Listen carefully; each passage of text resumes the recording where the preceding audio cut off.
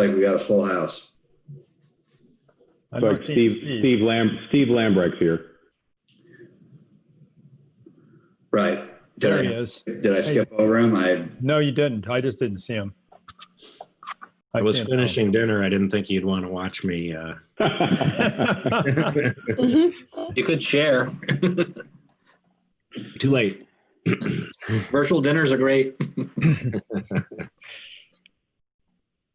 Emily, are we ready to rock and roll? We are. I'll begin recording now. Okay. Good evening, all. Welcome to the Town of Williston Development Review Board for Tuesday, October 13th,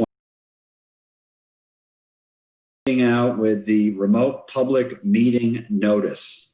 I, Peter Kelly, as chair of the Williston Development Review Board, find that due to the state of emergency declared by Governor Scott as a result of the COVID-19 pandemic and pursuant to Addendum 6 to Executive Order 01-20 and Act 92, this public body is authorized to meet electronically. In accordance with Act 92, there is no physical location to observe and listen simultaneously to this meeting. However, in accordance with the temporary amendments to the open meeting law, I confirm that we are A, providing public access to the meeting, by video conference and telephone through Zoom. All members of the DRB and the public have the ability to communicate and participate simultaneously during this meeting through Zoom. Planning staff will provide instructions for public participation using Zoom before the hearings are open. B, providing public notice of instructions for assessing the meeting. We previously gave notice to the public of the necessary information for assessing this meeting, including how to access the meeting on Zoom with a computer, smartphone, or regular telephone in our posted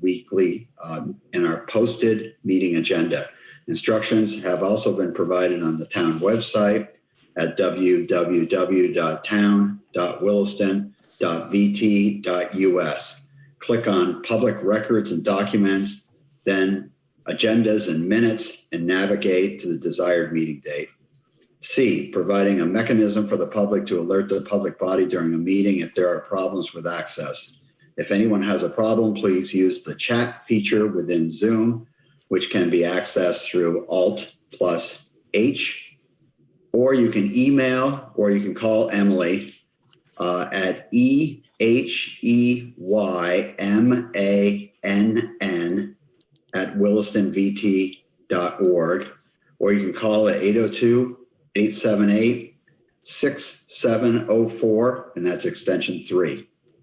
Item D, continuing the meeting if necessary. In the event the public is unable to access this meeting, it will be continued to October 27th, 2020. Please note that all votes taken during this meeting that are not unanimous will be done by roll call in accordance with the law. Let's start the meeting by taking a roll call of attendance of all DRB members participating in tonight's meeting. Indicate if you are here, please. Paul Christensen. Present. John Hemmelgarn. Here. Steve Lambrecht. Here. Scott Riley. Here. David Saladino. Here.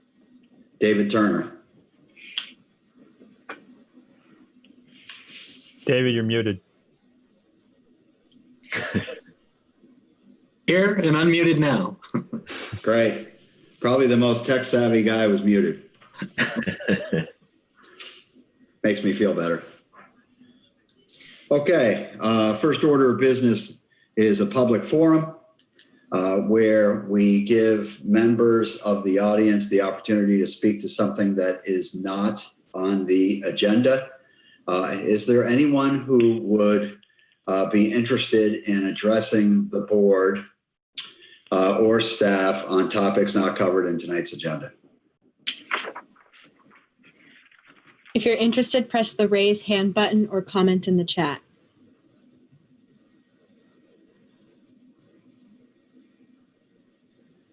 Not seeing any raised hands. I did note that Alex Pinter was on the meeting.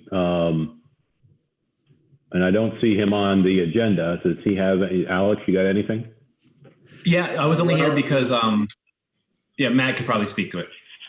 Yeah, Okay. Alex, you're probably here because of the communication from the brochures. Yeah, Okay. I was just, my understanding was it might be discussed, so I thought I should tune in just in case.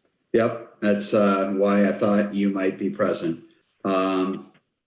And that's the first order of business before we get into the public hearing portion of tonight is the DRB is going to recognize correspondence received from the brochures. It's a letter that is dated October 2nd, 2020. It pertains to the hearing on the Pintar project that took place on September 22, 2020. It was an extended discussion and robust conversation about the application. And all that we're going to do tonight is to acknowledge receipt of the letter. We are not going to reopen the hearing. We are not going to discuss any further other than an acknowledgement of receipt of the letter.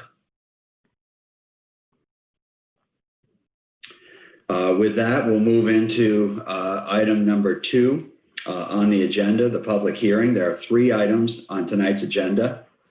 DP 21-03 is for a 7,600 square foot footprint for a commercial building at 2300 St. George Road.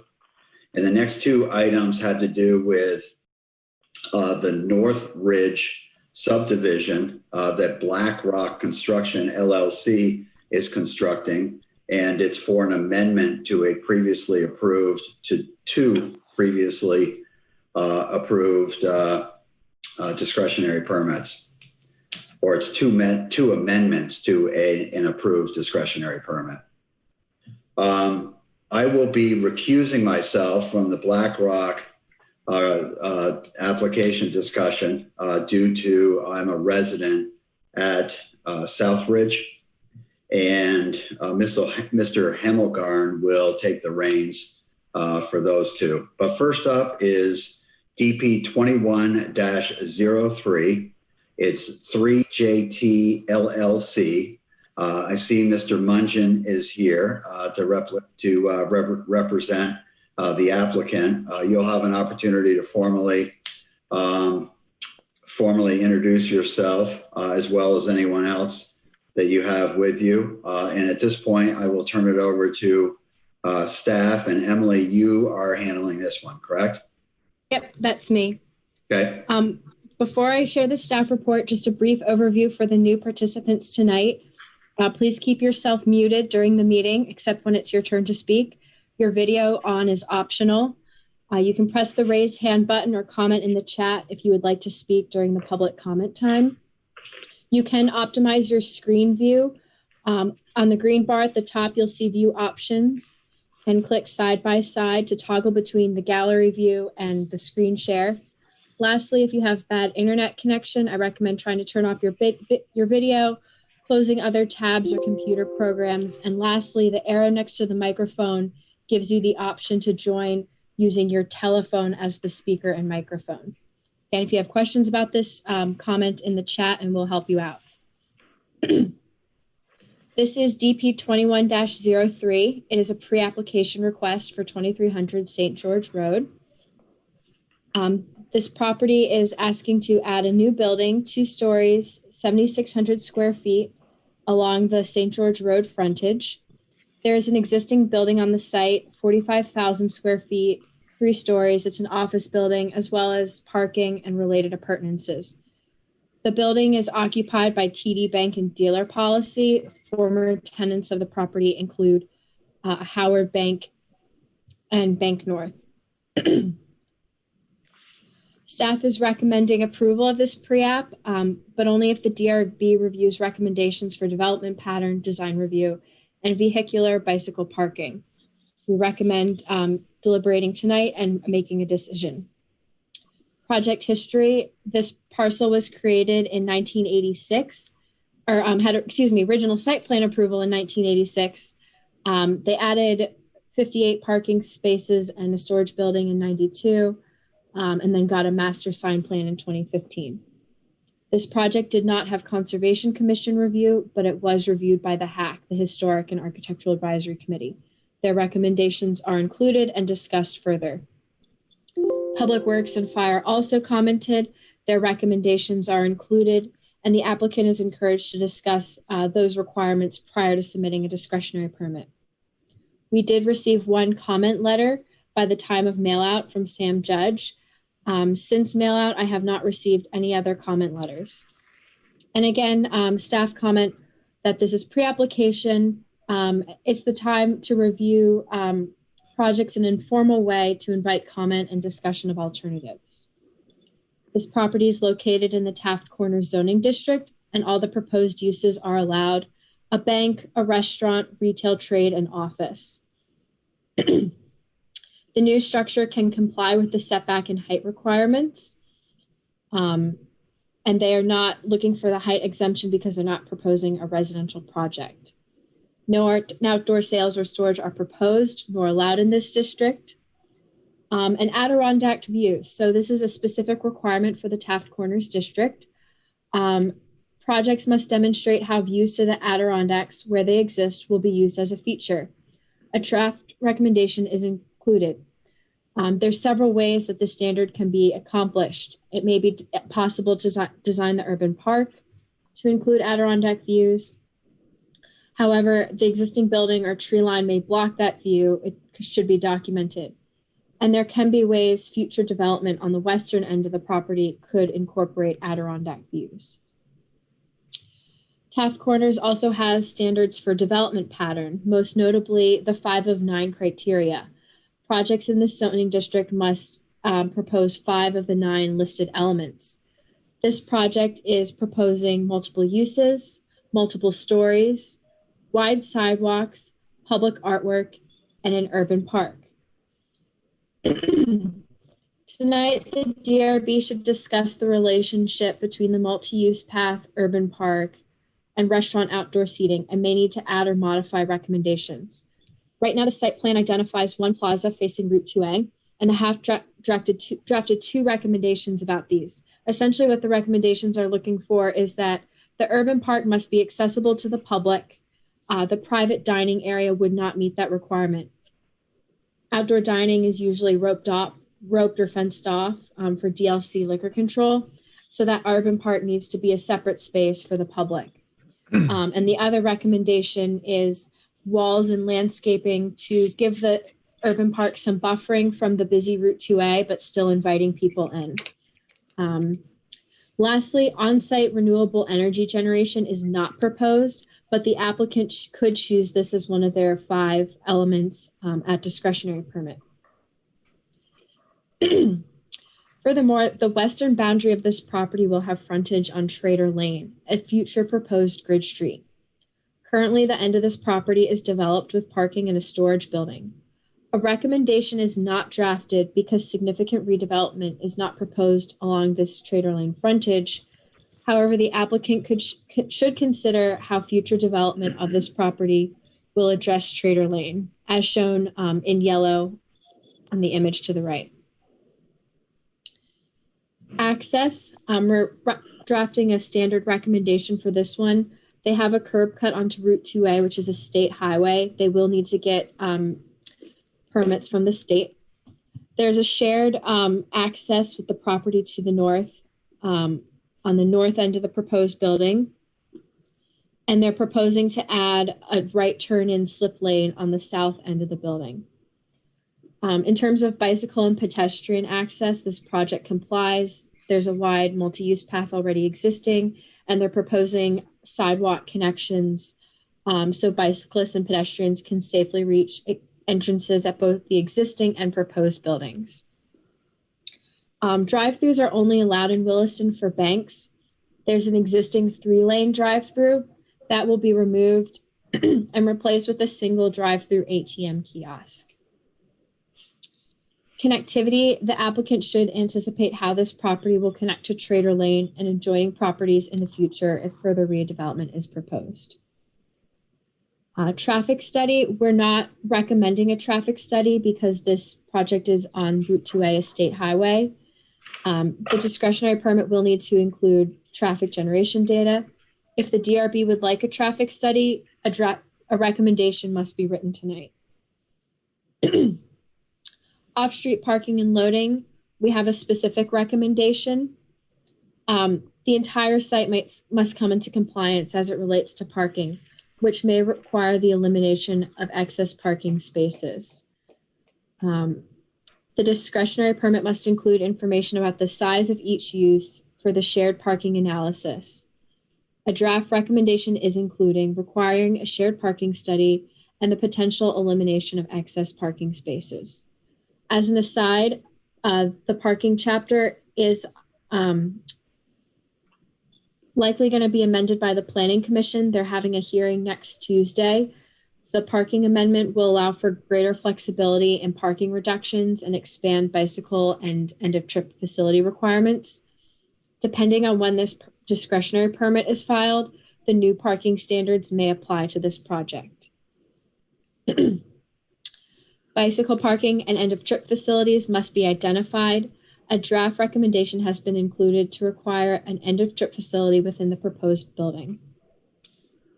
We've provided standard recommendations for on-site infrastructure and maintenance. Specifically, the HAC made a recommendation about the solid waste containers.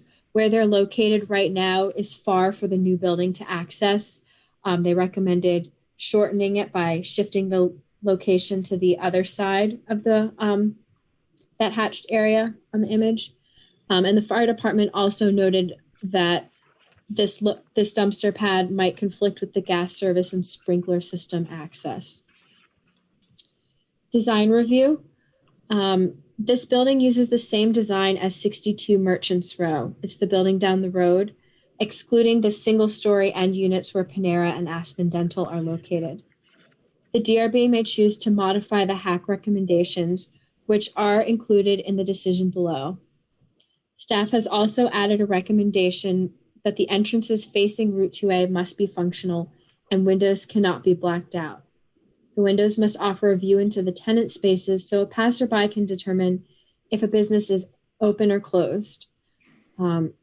62 Merchants Row has windows and doors facing Route 2A. As you can see in this image, they are blacked out, and the tenants have signs on the door directing customers to use the parking lot entrances.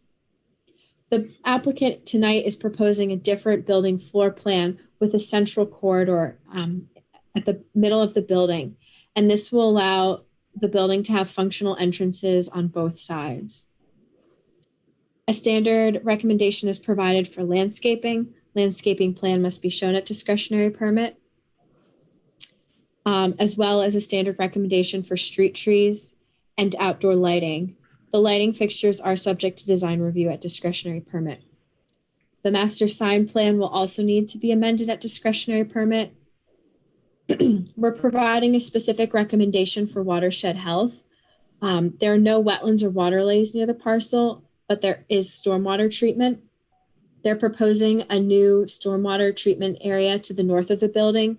It will be integrated into the landscaping plan.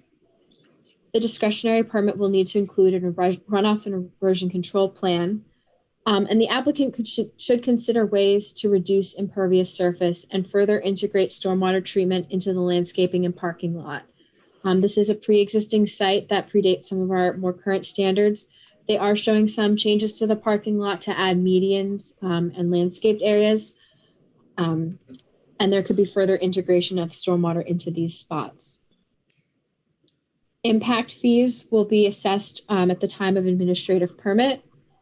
And there is a note about vested rights, although a recommendation is not included. This site was developed over 30 years ago and is existing non-conforming because it doesn't meet the development pattern of the current bylaw.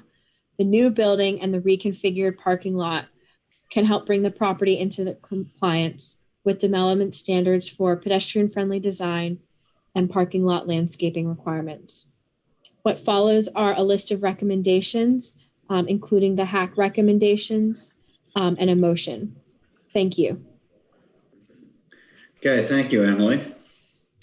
Appreciate it. Good job as usual. So who is here representing the applicant? All right, we got Hey, Pete. Jeff and Abby. Hey, Abby. Hello. Anybody else? Okay. Let's start with Jeff. Jeff, introduce yourself and for the record, give your address, please, your residence. Sure. Hi, everybody. My name is Jeff Mungin. My residence address is 178 Four Sisters Road in South Burlington. Nice to meet you all. I don't think I've met many of you. Pete, I met you before. Abby, I know you obviously. So I'm the president of dealer policy and also a member of 3JT, which is the entity that owns 2300. So we have the building there currently. We have some tenants interested in moving on the streets on the streetscape. So we're excited about developing this project and continuing on the development that's already occurred along the street. So nice to meet you all. Thanks, Jeff. Abby? Hi, I'm Abby Derry. I'm with Trudell Consulting Engineers, and I'm representing Jeff and 3JT on this application tonight. Great. Welcome to both of you. So if you could start out by walking the board through the project, through your lens, through the site plan, through the building elevations, and just tell us what you're doing on the site and really what you're trying to accomplish.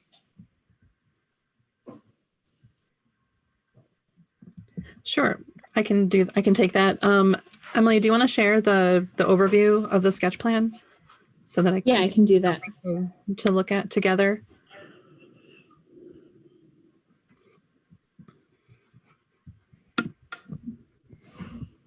Great, thanks.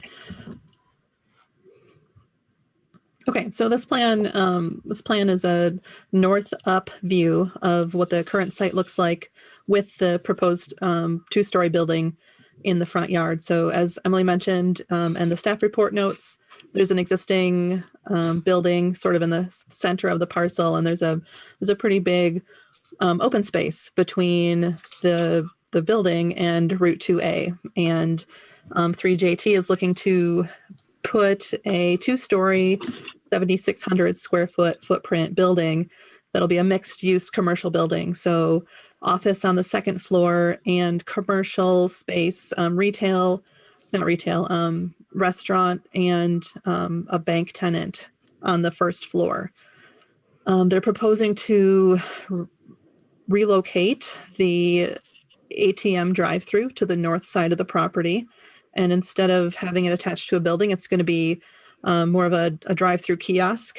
And you can see along the north edge of the building, thank you, there's a pull-off to access the ATM kiosk and a bypass lane. In the front, so adjacent to the two-story building, we're proposing parking spaces, an exterior dining plaza on the east side of the building. We're thinking that, so the first floor is split into two floor plans with a central shared access restroom corridor. So on the north side of the building would be the restaurant, and on the south side would be the bank tenant. So, adjacent to the restaurant tenant, there's a outdoor seating plaza. And that's a general description of the project. We're proposing pedestrian facilities to get from the existing shared use path that's shown, looks like as a sidewalk on here, but I believe it's just an asphalt path. But going from that pedestrian way to the building, we'll have sidewalks. I don't show bike racks on here yet, but of course those will be included. And the other thing that isn't shown on here is one of the 5 of 9 criteria will be an urban park. And we're envisioning that will be something similar to what is in front of CVS with maybe like a seat wall or some seating, landscaping, and just a sort of a outdoor rest space that's accessible to the public from the 2A frontage. Reading through the staff notes, I wanted to note that the loading area on the south side of the existing building will be reconfigured so that we will, there will be a shared dumpster location in the southeast corner of that building. What else? Do we want to go through the staff report point by point before I get to some of the recommendations that I want to discuss, or should I go through those right now? Why don't you hold off on that for now? Instead, I'd like you to continue to walk through the project, including the elevations, what you were trying to accomplish with the architectural theme there, some of the materials that you envision using, and so that the DRB hears from you your vision of the project, and then if you want to go through the staff report item by item after the DRB members have had an opportunity to ask some questions, then I have absolutely no problem with that whatsoever. Okay, great. Thanks for flipping over to the building architecture. And Jeff, if you want to talk about what your thoughts are on architecture, that may be more a question for you, but we're showing this building is really similar to the building down the street on Merchants Row. It has the, that Williston architecture with the brick and some of the neutral colors. And it is nearly identical to the central portion of that building. Yeah, just generally so we're working with Weeman Lamphere, who I believe designed the other building. So looking to carry some of the same architecture that's present along the rest of the street, and try to make it fit in. It's not too crazy modern or anything too far off the norm, I guess. So I do picture this fitting in quite well with the development that's already occurred on the street. Okay. The hack made a comment about an interest of some architecture diversity from what was previously built. And what are your thoughts on the hack comment? And do you have some flexibility in terms of what you would do from an architectural perspective? So I think the answer to that's definitely yes, right? The idea isn't to, I don't think copy it exactly. Certainly open some different materials and colors that would and textures that would again, it would be similar, but it would also be different at the same time. So that's open to everything. And I'll be working with Weeman Lamphere to take those comments into advisement. Okay. I think what I'd like to do on this topic, because it was something that came off the page when I was reading the staff report, I think I'd like to open it up for some comments from the DRB on this specific topic. So DRB members, if you would please weigh in on the hack's recommendation to vary the building materials along here. I like the form of the building, and the materials are of high quality. So you get kudos from me on that. But I want to open it up to the DRB members for their questions and thoughts. Well, Pete, let me jump in and say that I'm all for reusing, not wasting any money on design if you don't have to. However, this is the main corridor through Williston, I completely agree with the hack that we do not want a replicated structure, a quarter mile apart from each other. I think that there's slightly more to it than just varying the materials. I think you can get a little more creative than that, Jeff. You can, obviously the block is the same. The windows can be the same. You maybe vary the arc of the arches or square them at the corners or change them around a little bit so that you're not looking at the same, you're not looking at the same building. I don't think that it's going to be too difficult for an architect to vary that while keeping the form, keeping the basic form the same. Thank you, Scott. Other members of the DRB, please weigh in on this.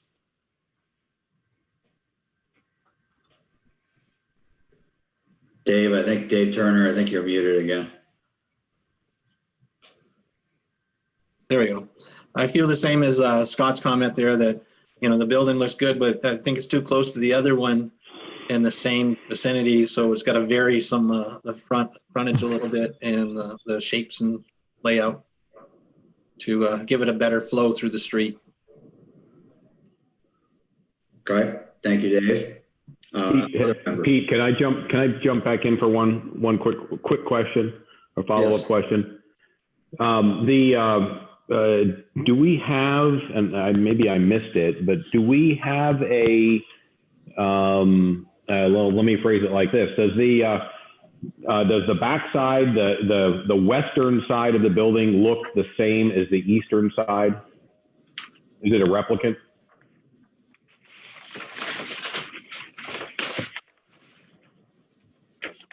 Do we have a visual of that?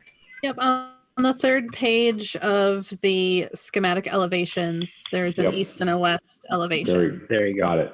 Yep. Oh, great. Thank you. Okay. Mr. Hemmelgarn, do you have comments on this?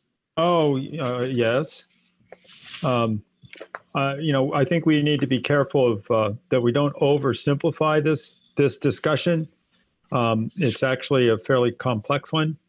We can say, oh, you can take the same building and put a different skin on it and change the size of the windows and whatnot. And you've accomplished what we said. On the other hand, it's not really responding to the fact that this building is how much older? How old is the previous iteration? It must be getting on to 10 years now. Is that right, Matt? Yeah, it's in that range. In that range. Yeah, so that's right. Architectural tastes change, colors change, the building science changes, and I think any building should be responding to that. And I think that if it is, this building will naturally start to differentiate itself from the other one, as opposed to just kind of photocopying the plans, which I really don't think that they are doing that. I think when they get into the design of this building, there will be things that come up that will create these differences. I don't think they need to be incredibly blatant, or they don't need to hit you over the head. They don't need to be different just to be different. But I think the natural design of a building will lead it to be different. It wants to be reflective of the times that it's built, the site that it's on. And obviously there's other costs or other things involved, like costs and whatnot. So I have to say, Pete, that I'm much more concerned about the backside of this building and how it relates to the building behind it. If we're talking about how this building is fitting into the, what do we call it? The development patterns of Williston and our desired development patterns. I find that right off it's an awkward space between those two buildings. It's a different scale, different size, which is okay, but I don't see that the existing or the new building is really relating to that, and it's not really creating necessarily pedestrian-friendly spaces. In some ways, I would suggest that that's a nicer spot for the urban park. So that once you get onto this site and start to explore it, you find a nice little surprise there, whether it's got some benches or, you know, I always think of urban parks as a place where you've got a water feature. I think we're a little lacking of that here in Williston, but that brings the auditory, the visual, tactile, all into these parks that make it quite pleasant to be in, and it gets you off of that traffic there a little bit, and it brings both buildings into play here, and that can benefit from it. That's just one suggestion, but I don't sense that those two buildings are relating that well to each other. So that was really what I wanted to say here. Okay, great. Thank you, John, for your insight on that. I don't believe, correct me if I'm wrong, Jeff and Abby, but I think what I heard was the urban park is yet to be located on the site and yet to be identified. So perhaps that can be incorporated in between the two buildings. So in other words, on the west side of the new building. So Pete, I'd like to echo that. Okay. We've had experience with the CVS park. Nobody sits at it. You know, I drive by there 3 times a day, 4 times a day. There is never anybody at it. It's out in the open. It's not contained. It's uncomfortable visually. It can't be very comfortable for somebody just sitting there. You know, it's. I think John's comment about putting your park in between the two buildings is probably right on. I'm not sure if you can pull. I'm not sure where the setback is here. If you could pull the proposed building forward and utilize that space and add some more space between the two buildings, and thereby take some of that into account. John's got his thumb up. And you maybe want to shift the outdoor patio to the back where there's a, you know, where it's a more contained space. People don't feel like they're in the wide open. I'm not an architect, John. You'll feel free to weigh in on some of the. You're doing great, Scott. And then the last thing I would say too is I would also like to echo John's comment about the relationship between the two buildings, and there isn't one. You know, it's a 35-year-old brick 3-story monstrosity that, you know, nobody would build today, and it is, you know, you're unfortunate. You know, you bought it. It's a great building. It's a great piece of land, and it'd be great to see a relationship between the two buildings and have them talk to each other. I'm spending, you know, Jeff, I'm spending your money here, but it may be, it could really be a really nice space back between those two buildings. And, you know, you've got 5,500 square feet of retail proposed in there in the older building that you're going to want to draw people from the front to the back and the back to the front. So you want these two buildings to talk to each other. So those are kind of my thoughts. That's it for now.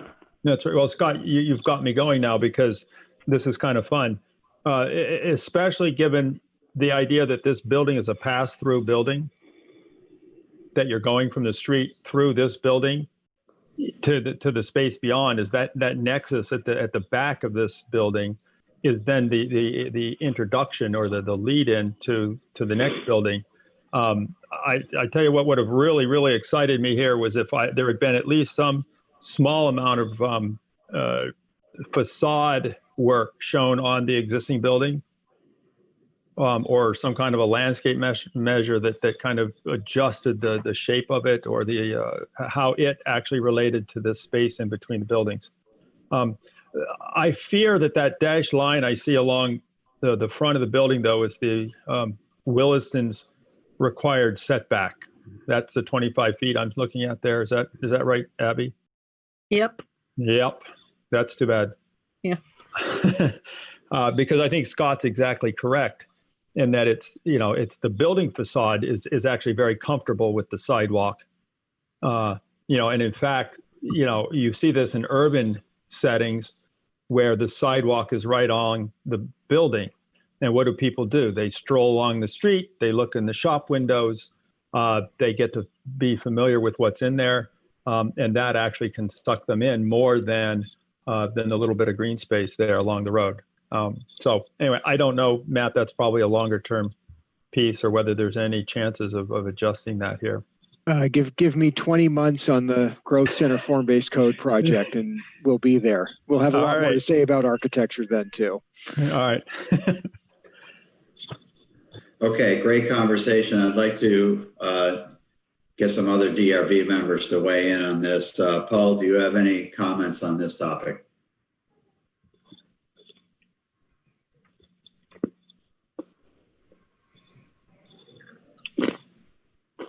Steve? I like everything I've heard so far. Some really neat ideas. I think, provide you with some additional traffic challenges and maybe even loading challenges to deal with. I don't know if you do that urban park in between the two buildings, but I like what I've been hearing. I think that there's some really good ideas. Thank you, Dave Saladino. I'm in agreement with the comments. I don't have anything additional to add. Okay. And Dave Turner, you weighed in. Are you satisfied with your comments at this point?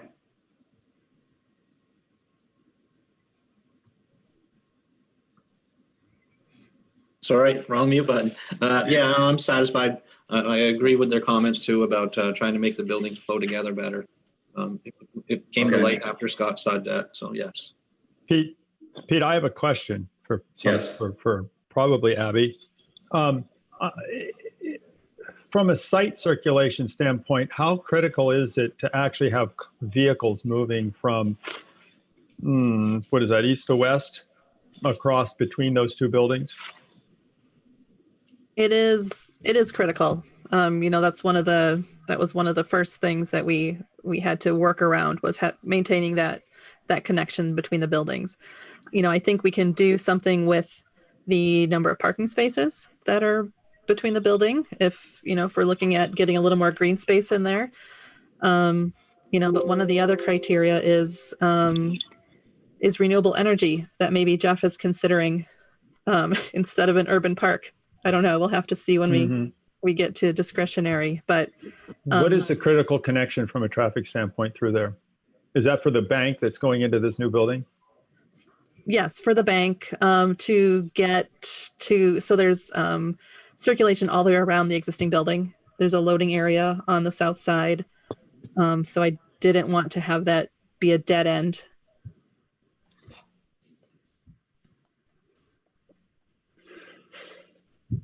I guess while we're looking in this area, I did have a question, Abby, on the that secondary access point. Yes. I guess the first question is whether if you've had any input from VTrans on whether they would consider a second curb cut. I imagine it might be a difficult conversation. It's the conversation is ongoing. Yeah. And so if you prevail and they do say yes, I'm curious why you have that in instead of out, given that you kind of have a kind of counterclockwise circulation around the building. Why not just have that be the exit?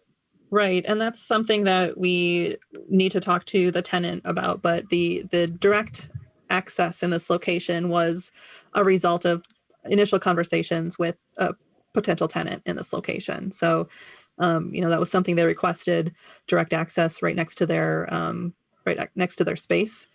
So we, of course, yeah. I would have concern, just if you imagine somebody backing out of a parking space and somebody, 2 or 3 cars pulling in, they all of a sudden back onto 2A, and that's not a great situation. I second that. Yeah.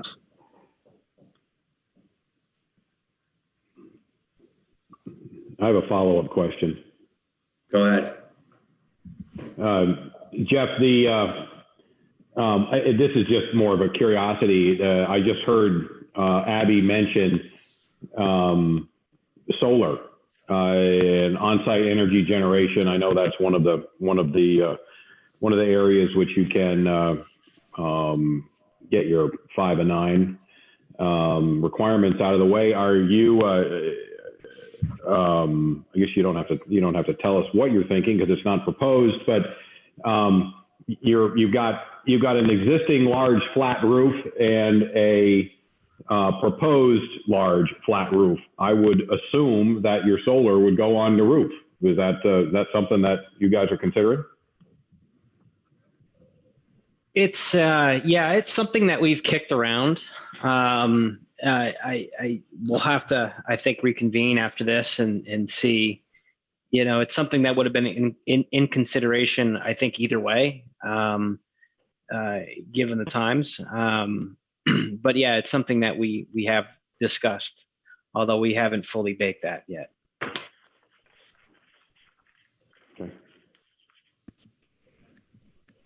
Okay. I was, yeah. Go ahead. I'm done. I'm good. Unless there's any further discussion about the building and the building materials, access, urban park, we're going to have an opportunity to talk about these issues more tonight, I'm sure. But Abby had a suggestion to walk us through some of the conditions of approval items, and so Abby, I'm going to turn it over to you to do that now. Okay, thanks. So I just wanted to go through these in order so I don't miss anything that I wanted to have further discussion with the board. But I think the first one was the comment on the western property boundary having future frontage on Trader Lane, and what that meant, that the applicant should consider the future development of and how the site relates to the western property boundary and Trader Lane. I mean, I see that we're adjacent to a potential future road, but there really isn't any development happening on that side of the parcel. So I don't, other than just acknowledging it, I don't know if there's anything further that we should include in our application, our DP application. So, Pete, can I make a comment? Absolutely. So there's a planned grid street, as staff notes, following along the western boundary of this parcel, and I think what I would like to see as a board member is an acknowledgement or a strong commitment. Where should the grid street be installed, and it's not imminent, but it's been discussed for the past 25 years, and I think it's inching toward reality, that there is going to be a connection, and I think the board needs to take a pretty strong stand on that. When that grid street goes in, this becomes a connection point, as do all the other parcels in that area. And I would think that would serve the owner well. It would add traffic flow to the tenants in the building.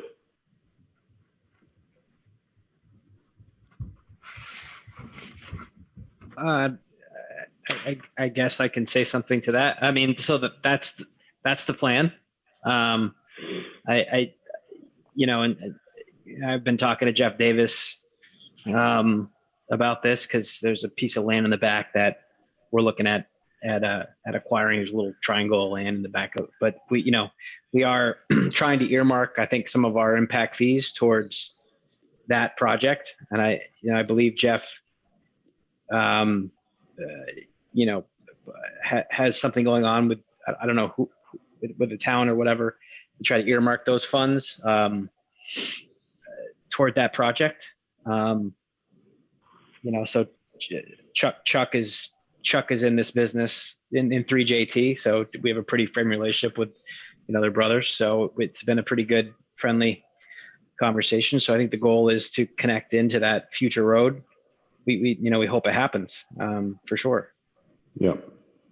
I'm guessing that the what's holding this up is not Jeff Davis. It would be a different individual. That is what I hear. I don't get too. I'm busy running my own company, but yes, that's the rumor on the street. So. Okay, Abby, continue, please. Okay, so moving along in the staff notes, I think we talked through some of the 5 of 9 criteria and how we have 5 that we think we can hit. There's a 6 that's a maybe in lieu of one of the 5.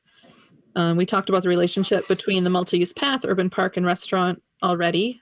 So I don't believe I don't have anything else to say on that. We've taken the comments into consideration, and I think we have I'm starting to generate some ideas on how we can adjust this plan to meet some of those suggestions and better illustrate to you what the relationship between the existing building and the proposed building is going to look like, and how those pedestrian spaces are going to feel okay. So we have, we'll develop some 3D imagery and simulations to show how that can work once we make the changes that we need to make. Traffic studies. Is the DRB going to recommend a traffic study? We will be working with VTrans. We'll need a permit for any work within the right of way and to get this additional curb cut. So any traffic work will be vetted by VTrans. I don't know if that's the suggestion of a traffic study is something that you talk about in deliberation, but we will provide project generated traffic. It looks like we're going to generate about net 58 PM peak hour trips, just as an FYI. Abby, do you know, or do you anticipate this going through Act 250? It is not an Act 250 site. Yeah. So there's not an existing permit on the parcel? No, I couldn't believe it either. It's one of those that doesn't have one. The one from a traffic perspective, the biggest concern I have is the left turns out of the site. You're crossing potentially like 4 or 5 lanes of traffic to head north. If you want to head east into the village of Williston, you've got to cross 4 lanes and then immediately get into right turn lane, which can get pretty hairy during the PM rush hour. Mm-hmm. So I wouldn't, if you don't have to go through Act 250.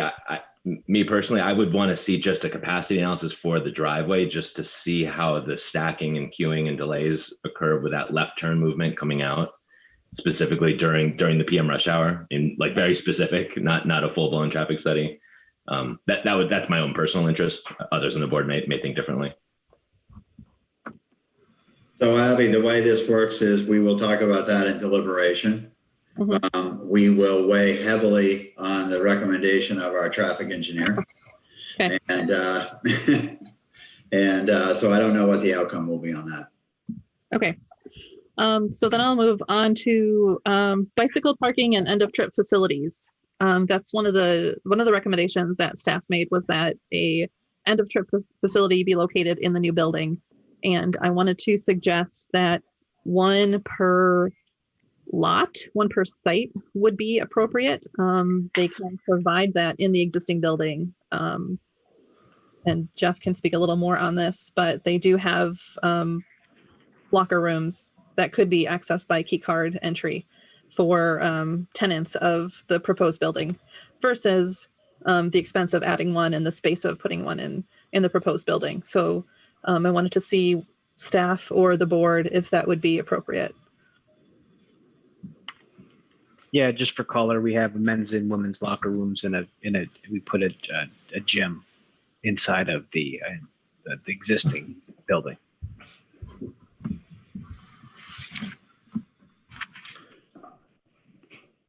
So thoughts on this?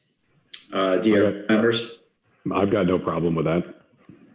No, it's close enough where I have no problem with it either. Anyone else? Okay, continue, Abby, please. Oh, hold on, Pete. I'm sorry. I was busy trying to unmute myself. So where in the existing building are those facilities? I mean, I don't think they should be walking all the way around the back. And do they have access through that building to them? Yeah, you could enter from the side, where you see the 10 and walk right through the building.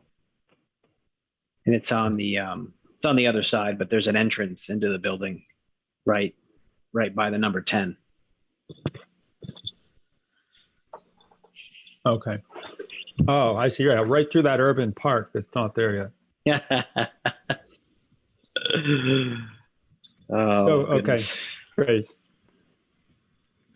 Did we skip the Adirondack view issue? That was early on in this. Yes, that was the first. That was the first one in the staff notes.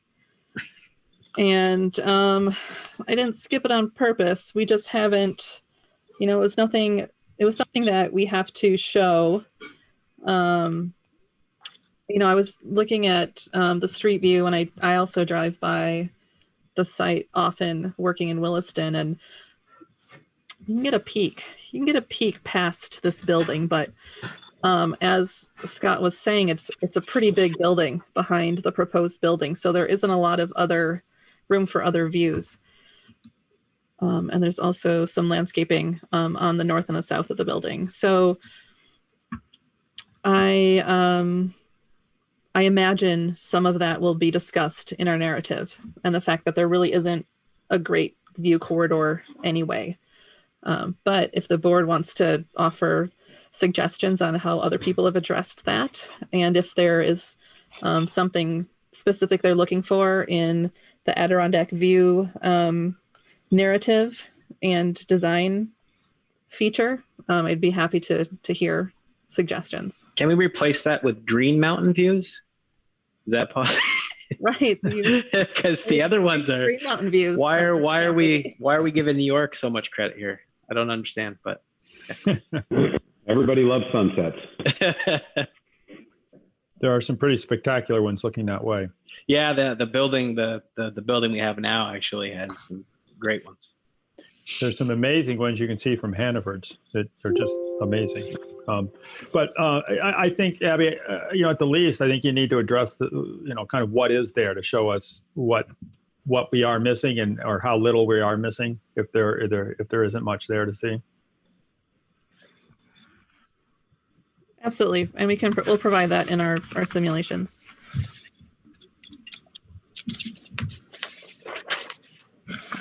So going through these other staff notes, there wasn't really anything else that stood out as being other than some of the standard things that we will be required to provide in discretionary permit. We'll meet with the fire department, make sure the public works requirements are satisfied. We'll do a lighting plan, and I did note that it was either staff or the hack noted that the new light fixtures don't have to match the existing ones on site, which is great because the ones on site are what they are. And thank you for pulling that up. Want to have a discussion about parking? Yeah, I want to do two things. One is any proposed terms and conditions that you have issue with, and then walk us through your parking, if you would, please. Yep. So I guess I don't have any problem, and Jeff and I spoke before this. I don't think he has any problem with any of the conditions. The only one was the EOT facility, end of trip facility. Regarding parking, so what we did was we calculated what the existing, or we counted the existing parking spaces. They have about 260 plus or minus one or two spaces available to them on the site. And then we, based on the zoning regulations, we took what the minimum parking spaces were required per the building square footage and the proposed uses. I came up with 270 based on maybe a bigger restaurant use on the first floor than staff calculated. But either way, we'll provide that shared parking analysis. I don't think all of the uses on the site will need all of the parking at the same time. And we'll show that in the shared parking analysis. And the intention here is not to show more spaces than are required by zoning regulations. So, if that means removing some to make that happen, that's not an issue. And I look forward to the new regulations that are coming out maybe on October 20th. But so I assume we're under those given the hearing is happening and it's been warned. So if they pass it, unless they don't pass it, we will be complying with those regulations with the discretionary permit application. Yes, that's correct. And I can just say that, what's in that draft generally, where our current rules express parking as a, one number, which is both the minimum and maximum number of spaces with reductions related to transit or share analysis. The new rule takes that maximum, takes a 20% cut through it, allows anywhere in that first top 20% from 80 to 100% of parking to be simply proposed by right, and then allows further reductions below 80% of maximum with shared parking, et cetera. It still provides the DRB the ability to require shared parking study and try to get the right amount of parking on a site. It mostly adds flexibility for applicants and mostly in the direction of providing less parking. And we also have a super duper fancy custom program shared parking tool that will let you try to navigate if you'd like. I would love to. takes parking demand down to the day, month, week, and hour per use, and it's very fine grained. So we'd love to run this site through it. That all sounds great. Abby, a question just in your submission, in your narrative, you note that we submit that there's sufficient parking proposed and the 9 additional parking spaces should not be required, which is the 9 to get from 260 to the 270. And so you're suggesting no additional parking is needed, but there's definitely new spaces, a handful just south of the new building, a couple. Are those just replacing spaces that were lost because of some additional landscape islands and changes to circulation pattern? Yeah, we had to reconfigure the west side of the building a little bit and the north side to make way for the ATM kiosk and the different circulation pattern. So, net additional spaces, according to my calculations, were 9. But perhaps with the new calculation tool, we won't have to request a deficit. Oh, so the site plan that we're looking at now has 270, or this is the 261 just reconfigured? That is what do I have on there. That's 260 spaces on this site plan. Okay.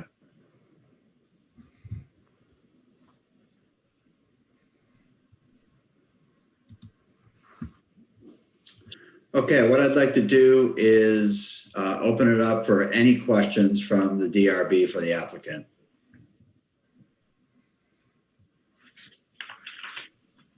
Pete, go ahead, Dave. The only question I have is on the stormwater pond. Is there any chance the stormwater pond could be included with the existing island that the kiosk is on? And then you could utilize that good frontage piece of property for something else? Yes, we are exploring a number of different ways that we can treat stormwater on the site. And we really like the idea of having the smaller pockets of stormwater treatment. But anything we do on here will have to comply with the state of Vermont regulations. We'll be working with them on getting a permit for our increase in impervious surface. So Dave, I'm glad you brought that up. That was a subject I wanted to address as well. And that my concern is that I realize I think this is probably the low end of the site right there, which is where the water wants to flow. That's where the water goes anyway, which is why. Exactly. Why we So showed it. I guess my concern only is that is now right next to the front entrance. It is immediately adjacent to where we're trying to encourage all the pedestrians to walk. And your site plan is a beautiful piece here. I like it. But I noticed looking at the photographs that the reality doesn't do your drawing justice in terms of how beautiful it is there in the back. So I would just be careful knowing that I assume this is at this point a gravel wetland that you've got shown right there. Given that seems to be the favorite strategy that the state is approving these days. Well, with anywhere that has a high water table, anywhere that we can't infiltrate, we seem to be using the gravel wetland. And so I know that the gravel wetland doesn't look like this pretty little dark green pond that you have on the plan. So I would say that any DP application, we really want to see what that's really going to look like, because those are, despite some people's opinions, those are not the most beautiful piece in the world to put right in front of your building. And so whether we need some screening on that or some fencing or something, I don't want anyone to be surprised by what that looks like right at the front door of the site. Sure. Amen to that. I mean, Abby, it also looks like, it looks like the elevation where that pond is about 400 feet, and back in the back, it drops down maybe 5 feet. So it looks like the low spot is actually in the back. Right. We have a high point at the existing building. So the front half of the site goes toward 2A and the back half of the site goes toward the west. So the other option that we were thinking about doing was a site balance where, maybe we don't treat the new impervious in front, rather treat some of the existing impervious in the back of the building and do something in one of the islands out back. Mm-hmm.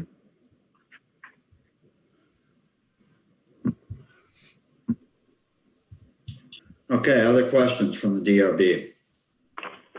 Yeah, how many cars do you think will actually be parked in that back section of parking past the 3 islands?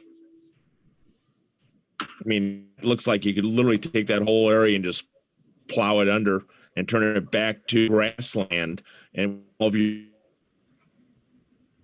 And I don't think you're going to lose any parking on it.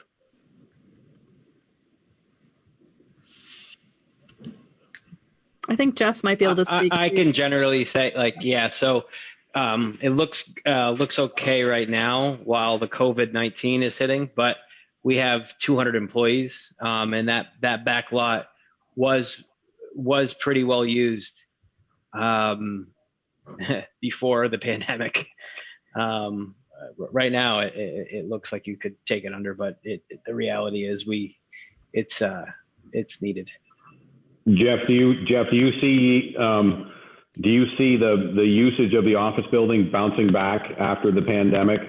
We've got, the word throughout all the media is, working at home and sharing and Zoom and Teams and all these other, I know when you bought the building, the idea was to locate everybody there, and that seems to be changing across across the land.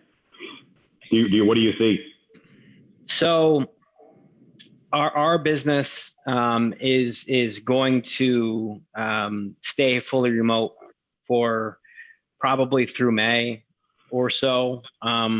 We have employees throughout the country anyway, and we've always allowed a good chunk of our employees to be remote. So I think we're going to stay in like a hybrid form. I will say, we originally were going to take the second floor of the front building when we first started doing this, and we are a little more conservative now in our needs moving forward. I think we're probably going to be in good shape with the square footage that we have on the first, second, and third floor in the existing building. So I would say we still are are very much in favor of keeping the space and having the collaboration, having the ability to collaborate as a team, fly some of our employees in and have that space. But we're going to remain flexible with our employees and allow them to work from home more than we ever have. And it's I think the reality is, there's a lot of people looking at their footprint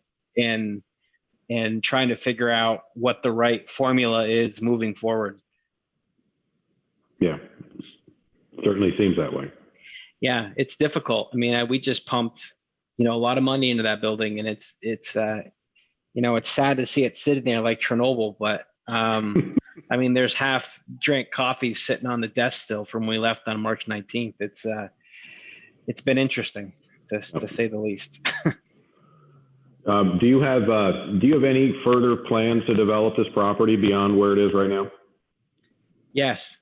Yeah. You want to share that? Yeah, the vision, the vision is exactly what you guys pointed out. With the grid street, with the proposed grid street in the back, we're trying to work closely with Jeff Davis to allow Williston to take advantage. I think there's some tax or some federal dollars that are available to do that project. And we the impact fees for this project, we'd like to see earmarked to help develop that. And we hope that the town of Williston can move forward with committing to that project. And I think, at least I think Jeff's very committed to it. I think we're committed to it. And I can't give you a timeline because I think a lot of it depends on just, all the variables that exist today. But I think we're eager to, develop that street, that streetscape when it's built. Yeah. Okay. I think it'll be awesome. I think it'll be great to interconnect all those things back there. I mean, it's going to be fantastic. And for us having the lighted intersection, I mean, to your point, taking a left out of there is no fun. We all know that, but and having that lighted intersection is going to be great. I mean, it's going to be really good for everybody with a car coming out of our property and all the other ones in that area. So. Any other questions from DRB members?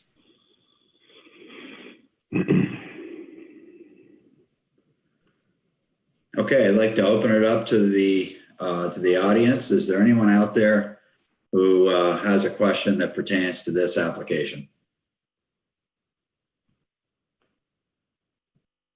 If you'd like to speak, press the raise hand button or comment in the chat.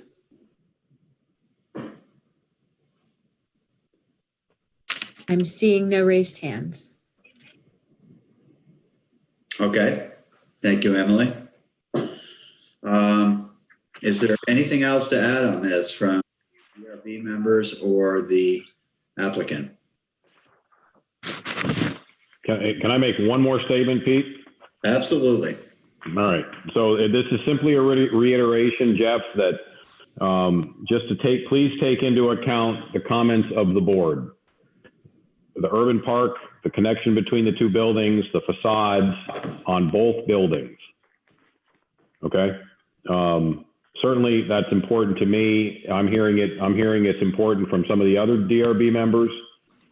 I don't want to see an urban park out in the front of the building. I think it's a waste of your money and it's a waste of space for anybody that you think might or might not use it. And then the other points that were made too. So thanks, Scott. It's a good project. It certainly calls for it.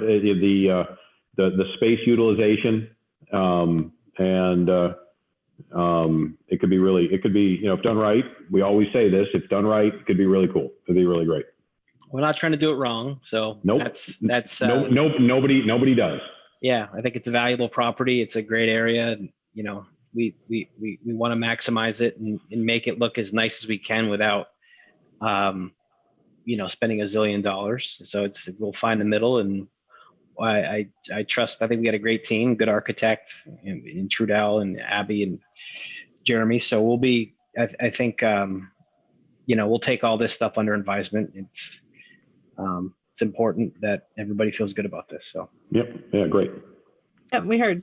We got your comments. Yeah, so what we do here is, provide kind of general guidance and vision. We don't try to design something. We stay away from that. And so that's the reason why we intentionally are not providing suggestions on maybe some building materials to consider or ways to reroute traffic. It's we try to let you do that. We don't try to impose our will on that, just more of our vision. Yeah, imposing the will comes later. That's good, Scott, because I was just envisioning a hemp farm in between two buildings. Well, if it's allowable, what the heck? A perfect segue to close this application. So we're going to close this application at 8:18. Thank you very much for coming in. Appreciate it. It was nice meeting you all. Thank you. Yes. Thank you for your time and comments. Okay. Next up is DP 17-01.3. I'm going to hand the reins over to John Hemmelgarn. Thank you, Pete. Before you start, I'm going to also recuse myself. Got connections with family who live in Southridge, so I'll be recusing myself as well. All right. So, and then there were 5. So, all right. Well, thank you guys. So I guess we need to open this this hearing, DP 17-01.3 at 8:19 p.m. I think I'm not sure which staff member is presenting this. I've got this one. All right, Matt, before you get started, I do have one question that it pertains to both of these. Can you explain why we've got 2 separate amendment applications that we're hearing on the same night for the same project? One of these already has 2 or 3 items in it. Why wouldn't they all be just combined in one? Well, the first part of the answer is it's up to the applicant how they'd like to submit. I do think in this case, separating these 2 falls to some degree along the phase lines of the subdivision. So we have an amendment that impacts phase 1 and then a second amendment that impacts phase 2, if I'm correct. And the other part is it just lets us take this in bite-sized pieces for the review. So we're okay with that. I would recommend that if both are approved, one set of approved final plans meeting the conditions of both approvals could certainly be submitted and processed, so that we just have one set of final plans to work from as a staff, going out the other end of this process. So that's what I'll say. I don't know if the applicant would like to provide some additional insight into the separate applications here. Matt, just to add one thing to that. Okay, can I stop the conversation 1 second? John, would you have the applicant introduce themselves and give their names and addresses? Absolutely. That's going to be necessary throughout these 2 hearings that I ask you to give your name and address before you take part. Thank you. No problem. Benjamin Avery for BlackRock Construction, Northridge, Williston, LLC. And my address is 109 O'Brien Court, Williston. All right. And I just wanted to add that from a strictly legal perspective, we have not closed on the lands for the second phase. So therefore, you've got 2 separate ownership entities between phase 1 and phase 2 right now. Okay, thank you. Anyway, I didn't mean to waylay that even that long, Matt. So go ahead. You're muted, Matt. Thank you. All right, I'm going to go ahead and see if I can share screen. And I'll just go briefly through the staff report here.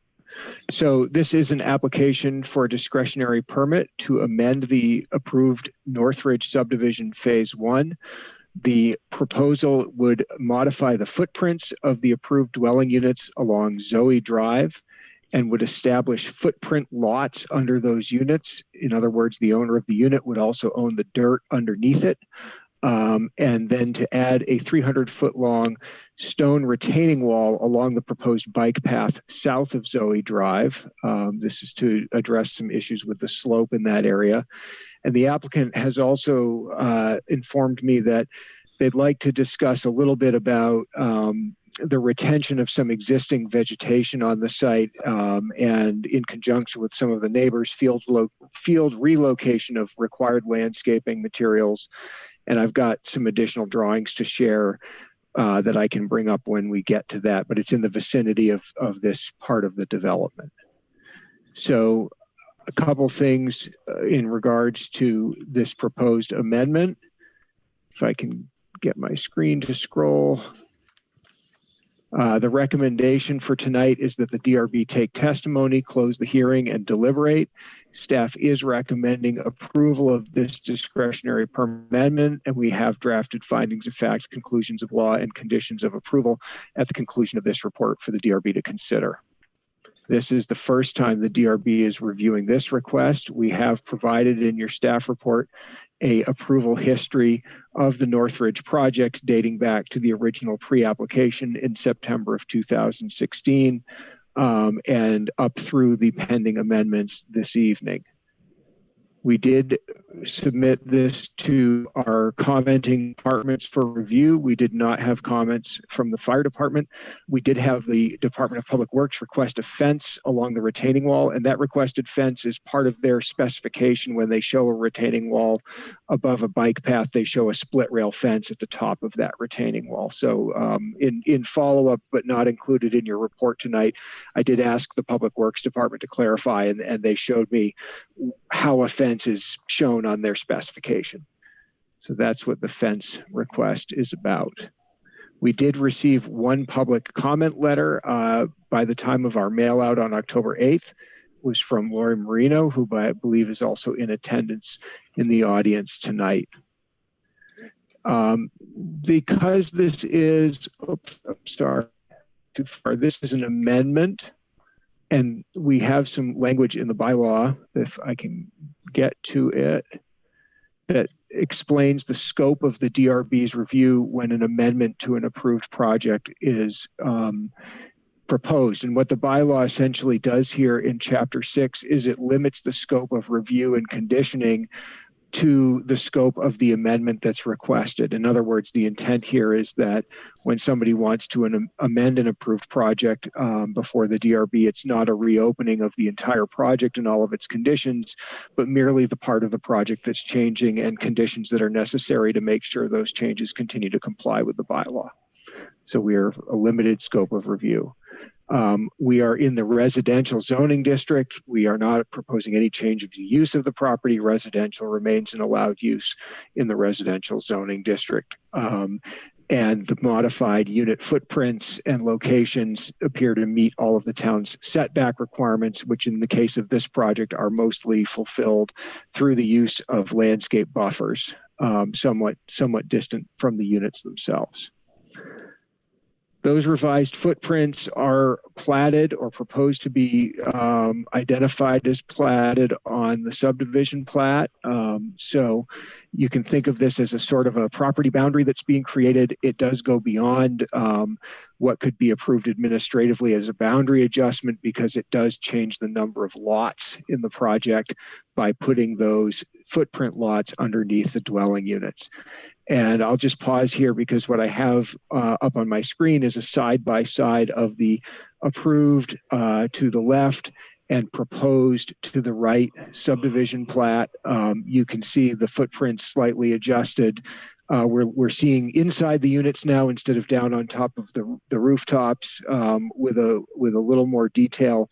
We're seeing the final positioning of the units, and it's not probably possible to read, but each of those footprints, or I believe in the upper right corner, the footprint is identified and says typical footprint lot in basically monumenting that there's a footprint lot under each of these units, and that would be the new plat. Relative location of the units around and along the street is really not changing materially here, nor is their relationship to the setbacks or the bike path on the site. And we'll go on to the stone retaining wall. In this side-by-side comparison, again, we have existing approved here on the right. Sorry, I think I have these backwards. Previously approved on the right, no retaining wall along the bike path. Proposed, and you can see those new footprints reflected in this plan. And the retaining wall is this very thin on this piece of the plan, gray line along the bike path. And I've also just left in some language below here from the bylaw about where existing vegetation may be used as part of a required landscape buffer, which is part of what the applicant would like to discuss with the board tonight as they continue to work with adjacent property owners to field locate the landscaping and supplement what's already there naturally around this portion of the site. So I have prepared findings, conclusions, and conditions here. And I can also very briefly bring up an image of the retaining wall. Thank you. I was just going to ask for that. Check it out. Here we go. I'll get to wait for my connection to load the picture. You're just adding suspense. It's just the 1997 internet experience for you to reminisce over for a minute. There we are. So some would call it a wall, some would call it armoring of the bank, but it's using boulders like you see in that picture there. So with that, I'm gonna conclude the staff notes portion, allow the DRB to move forward with their conversation. I can answer questions as they come up. I'll go back to the site plan for you. Thank you, Matt. So thanks. So for the owner, Ben, are you doing all the talking here? A little bit, and have Brian supplement where need be. Great.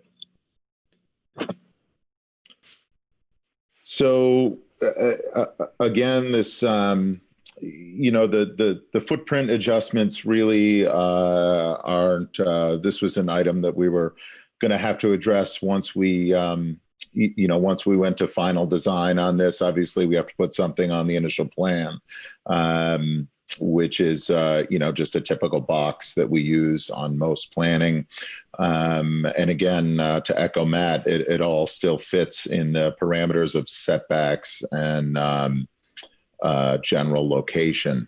Really, I think in this section, the discussion surrounds the bike path and the features around the bike path. And I just want to let the board know I have taken the time to not only have email discussions with the folks from Metcalf, but we actually had the engineer flag it. And I had the opportunity a week or two ago to actually walk that with, I think, at least one, if not both, members of each household that is affected.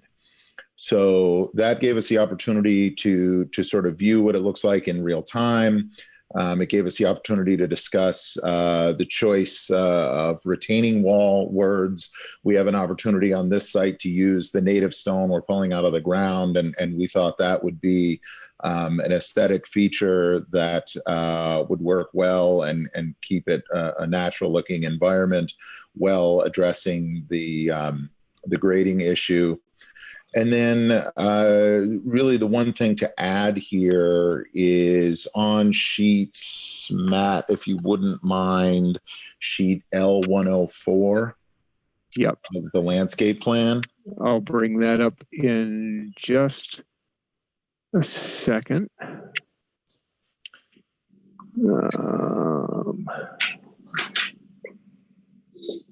Oh, I've got 105. Hang on.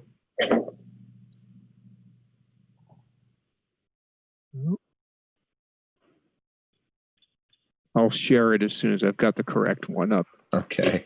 But just to give you the brief narrative, in walking that land with those neighbors, there was a sentiment expressed that they would prefer to leave as much or all of the existing vegetation between the bike path and their rear property lines as possible.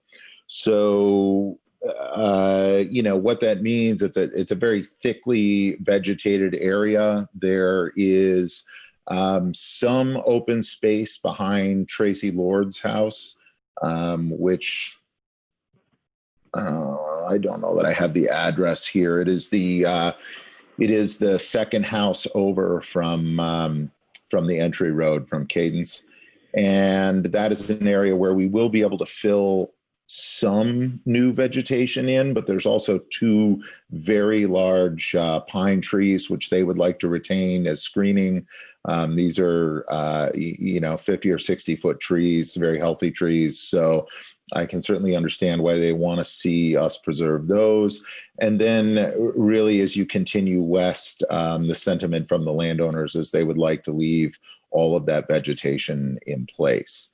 Now, what that does is it severely restricts our area where we can make new plantings. In order to provide a healthy new planting and have it grow, you can't plant it on top of or underneath existing vegetation. And this particular area is pretty gnarly. It's pretty overgrown. It's tough to even walk through. So what we would request from the board is that we be allowed a one-to-one replacement. So right now, I believe there are 26 plantings that are supposed to go into that Area 3 landscape buffer. I don't have an exact number for the board because really until we walk it and identify each individual tree, I can't, I don't have a tree inventory in there. But we would like the ability to preserve as much of it as possible and really concentrate filling in behind the Lord residence where it makes the most sense.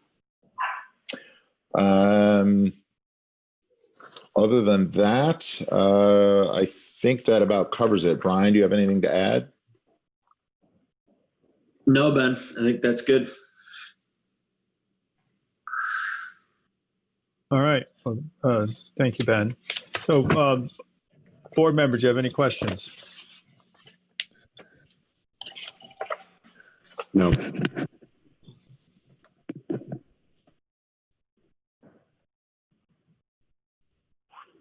All right. I have one question. All right. Take it away, Paul.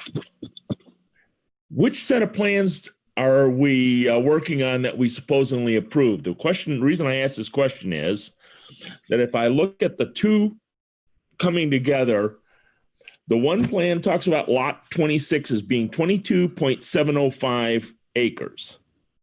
And the second set of plans has it as 22.325 acres. So which plan set did we approve that we're working on here? Because one of the notes talks about it growing to 22.11 acres in the narrative. So I'm kind of like going, which set of plans did we approve and which set of plans are we looking at in these two amendments coming to before us? Hello, this is Brian from Larry Burke. The correct acreage for lot 26 is the one shown on the plat that I believe is. Well, that's what I'm talking. That's what I'm talking about. I got on the second development on PL3, you got it at one size, and on the 40-acre model plat sheet number 5, you got it at 22.705.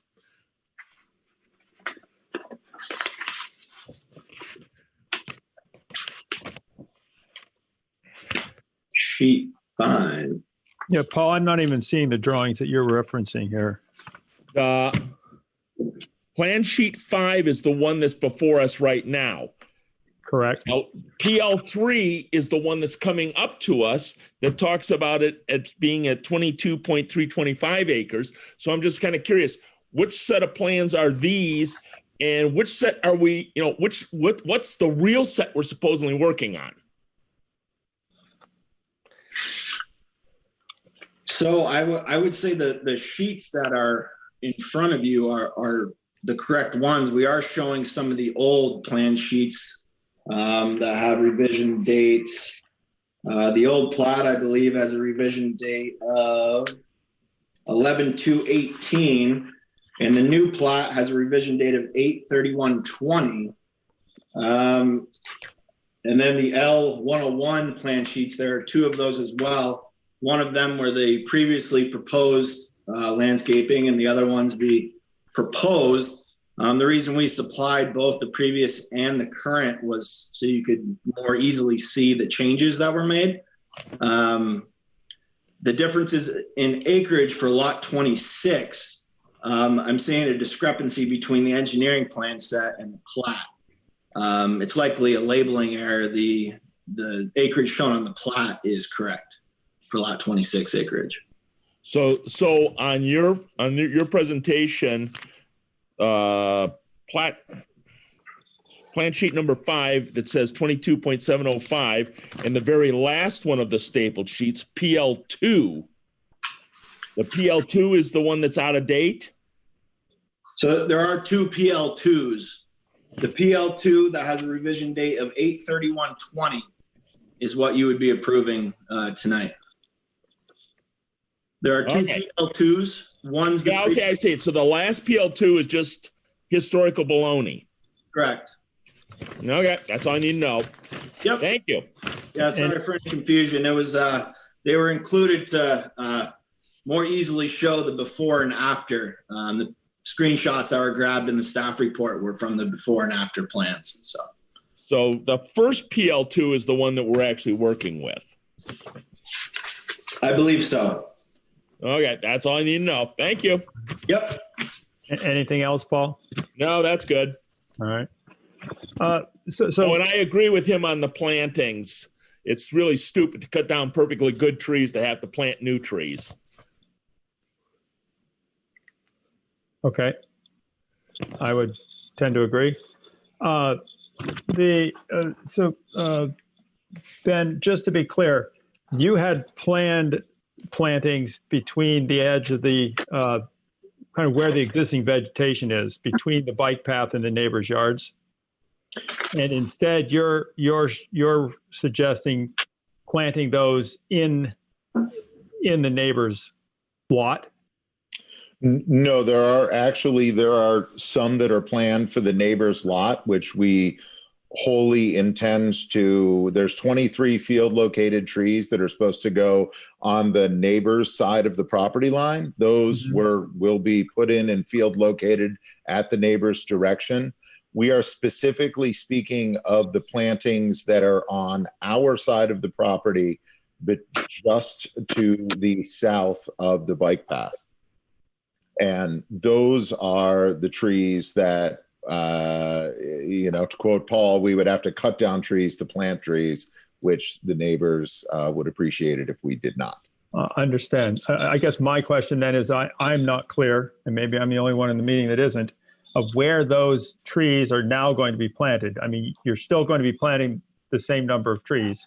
Is that correct? Well, incorrect in total. We would still be planting the same 23 field located trees on the neighbor's side of the property line. However, on the Northridge side of the property line, there are a proposed 27 plantings that are supposed to go just to the immediate south of the bike path. So what we are requesting is the ability to do a 1-for-1. So in other words, if we reduce that number of plantings from 26 to say 16, then we would identify and tag for public or for Matt to verify that there are 10 trees that we have preserved in that same area. Right. So it's the area that Matt is showing you with the cursor right now. I see. All right. Are there additional opportunities for plantings, though, of putting those same proposed and approved plantings in alternate locations on the site? I can honestly tell you it is so thick that the only way we can get through to even mark the bike path is with a machete and a pair of clippers. It is that thick and overgrown, and I'm sure some of the Metcalf folks are here this evening who've walked it with me. All right. How close to the bike path will the stone wall be?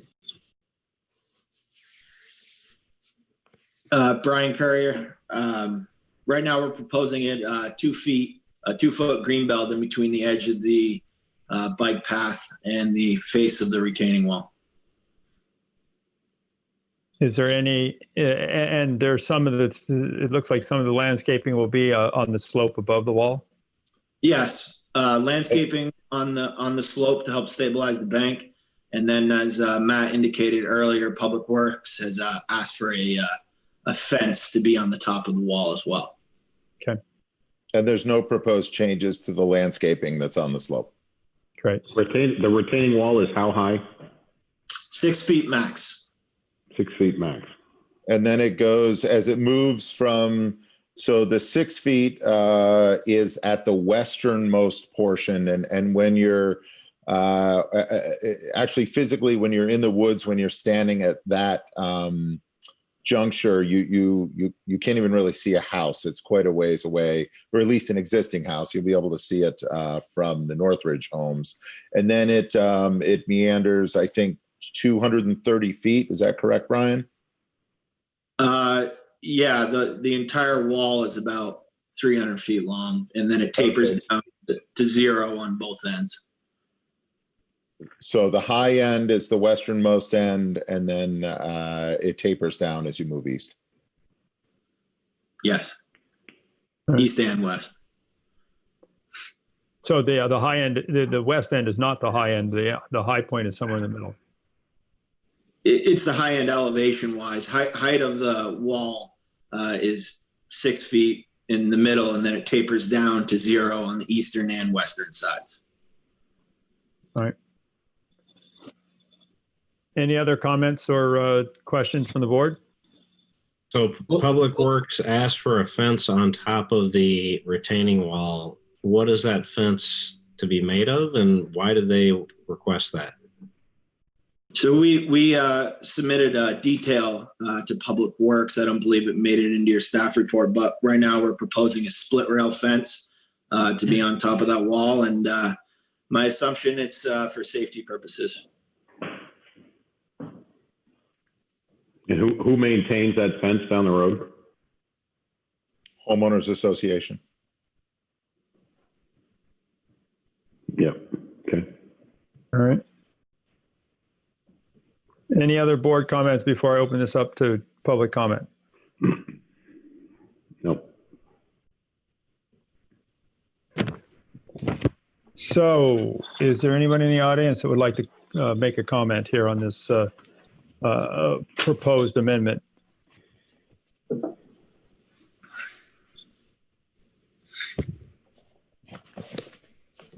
I have a question. Okay, name and address, please. Lori Marino, 160 Hart Circle in Williston. So my question is, does this part of the approval discussion include lot 26 and the 2 units that are being changed? I guess that's my first question, and then I have another one, but I'll let you answer that one first. My understanding is that is indeed the topic of the second amendment that is before us this evening. Okay, thank you. And then my second question is, I see a green line, and it looks like, I guess that's delineating a bike path. Is that correct? I'm not sure which green line you're looking at. Sorry. Okay, so PL2, the one from August 31st. Matt, can you bring that up? Yep, just a sec. It was the good plan.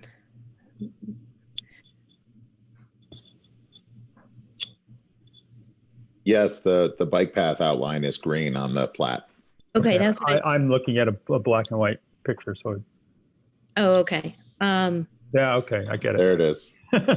Right, thank you. So I see the bike path off of, I guess that's Cadence Road and parallel to Metcalf. And then I guess I'm curious, is that a bike path around the open space abutting the Northridge property and then abutting our properties on Hart Circle? And is that part of this discussion or amendment and property line movement? Oh, I see what she's talking about. I think it's what that's highlighting there. Correct me, Brian, if I'm wrong, but that indicates or that's meant to show the floating trail easement. Is that correct? Correct. The green thicker one by Zoe Drive, the bike path we were discussing earlier, that is in fact a bike path that does connect to the adjacent right of way or easement to the west of the project. The other one on the eastern side is a floating easement for a primitive pedestrian path that would be constructed in the future and would require permit approvals from the town and Act 250. And that's not something we're proposing today. Okay, not part of the discussion this evening. Okay, I was just curious. Okay, I guess those are the only questions. So we're just simply talking about the wall and the additional plants at this point in time, and not the change to lot 23 and 26 at this point. That's correct. So, okay, but that will be coming soon. Okay. Any other questions from members of the audience?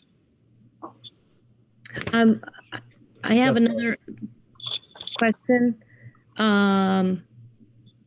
Just safety concern when that wall's being put in. Are there going to be? I guess it's in the backyard of the Southridge, the current neighbors. So, I take back my question. I guess I was concerned about safety while the wall's being put in, but it's not going to affect the roadway or the current bike path at all when that's being put in. Okay. No. Thank you. Yeah, I do believe, and Ben, you can confirm this, but that bike path at the western end is connecting to the existing one that's over there? That is correct. Yeah.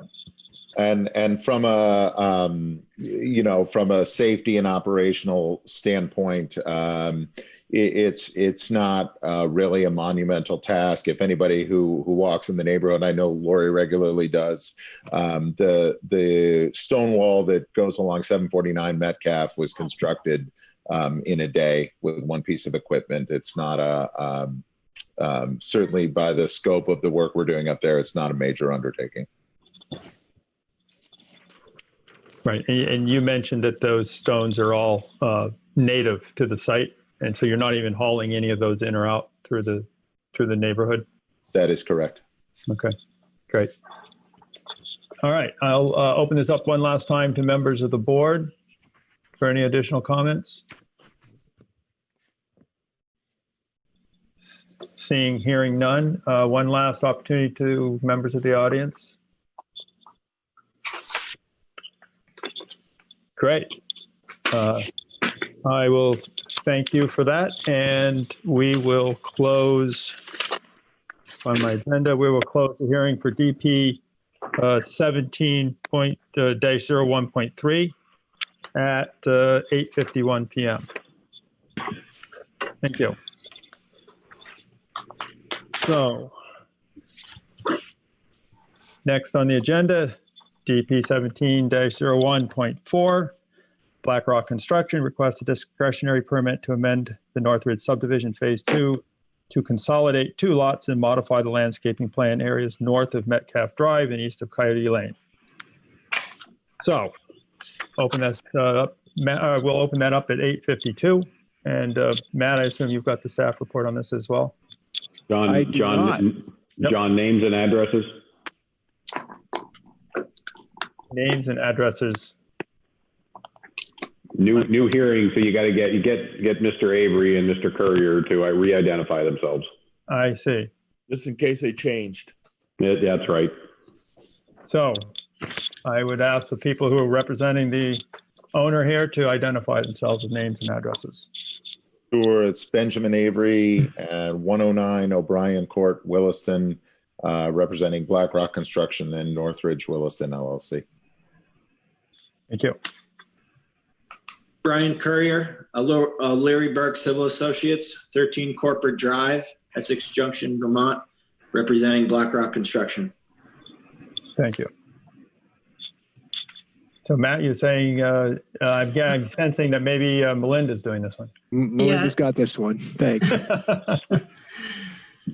So BlackRock Construction requests a discretionary permit to amend Northridge subdivision phase 2 to consolidate 2 lots and modify the landscaping plan in areas north of Metcalf Drive and east of Coyote Lane in the residential zoning district. Here, the applicant's proposing to eliminate 0.38 acre lot 23 and relocate the previously proposed duplex on this lot to lot number 26, resulting in 2 duplex units located on footprint lots within lot number 26. The applicant is also proposing to retain existing vegetation for landscaping in the interior of the site within the open space corridor running north-south between Bobcat Drive and Chloe Drive, and eliminate the previously proposed new plantings there.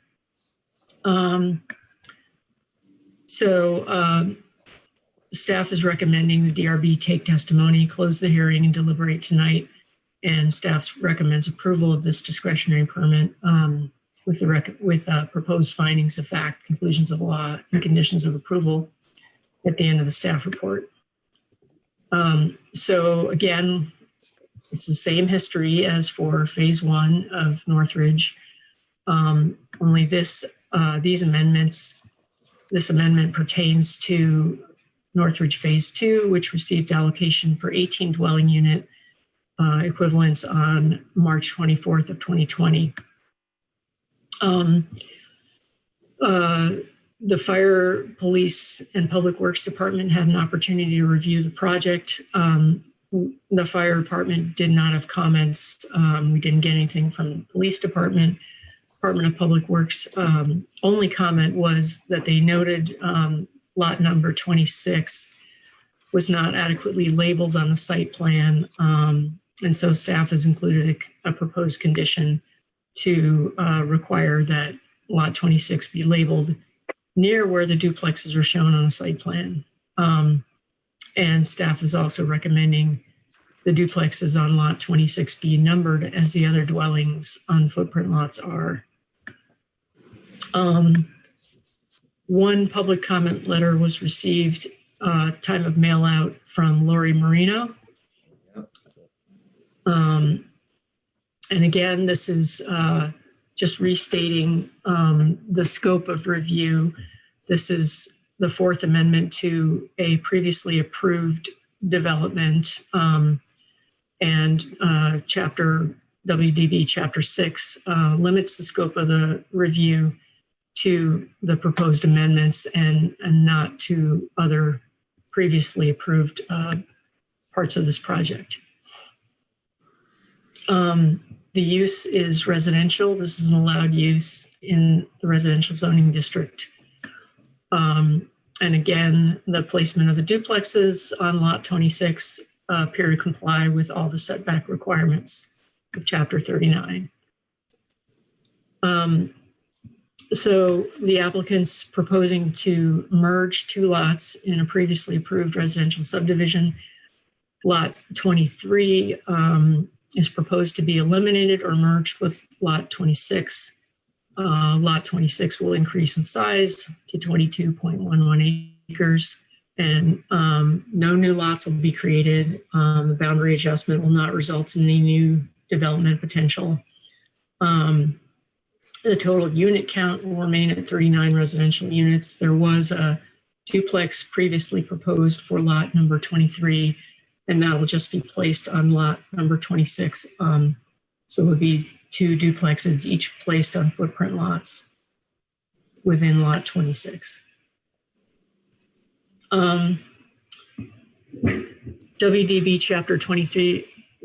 Chapter 23 requires a landscape buffer to be provided for adjoining uses around the outside perimeter of the development and establishes minimum width for landscape buffers of different types in different situations. And Chapter 23 does require that existing vegetation where it can serve as landscaping be retained to the extent possible. So similar to what is proposed for the exterior of the development, the applicant's proposing to retain the majority of the existing wooded vegetation within this proposed 35-foot space open corridor, separating the rear of phase 1 lots 15 through 18 and phase 2 lots 19 through 22, and to eliminate the proposed plantings. And the proposed amendment to the landscaping plan complies with Chapter 23. And Matt has already gone over the changes to the proposed changes to the perimeter landscaping. So I have findings of fact, conclusions of law, and conditions of approval for you to consider. There's only 2 draft conditions that are at the end of the list for you to consider related to labeling on the site plans. Thank you. Thank you, Melinda. Well done. Ben, have you got anything further you'd like to say or to present here? I'll let Brian walk through any technical questions. The only thing that I would touch on is, again, landscaping planning in a vacuum is great on the front end of a project, but we've actually sold all 4 of those lots, and the feedback that we had gotten from the homeowners is they really didn't. It is fairly thick in there, and it does seem a little redundant or overkill to cut down 70 or 80 trees to plant 20. And in consulting with our landscaper, they thought it would be an interesting idea to do even go a step further and do a mulched nature path to be maintained by the homeowners association, because at that juncture, we wouldn't even need to get a piece of equipment in there. And that seemed to ring nicely with the homeowners as well. So we think that would be a nice way to do it. And so that's what we're proposing. Great. And those 4 lots would be lots 15 through 18? Correct. And then obviously in phase 2, you've got 4 more that will butt up to them. And there's no change in the lot size of those lots? Nope. Great. So board members, any questions? Comments? One question. This new 2 duplexes now on 22 acres. How is the taxes going to be handled on them suddenly sitting on a 22-acre parcel? This is Brian Currier. So they're on a 22-acre parcel, but similarly to the units along Zoe Drive, they're going to sit on footprint lots. So the lot 26 will be owned by the condo association. The footprint lot is to remain in ownership of the unit built on top of it. Okay. Anything else, Paul? No? No? Okay, thank you, Brian. Yep. Anything else, fellows?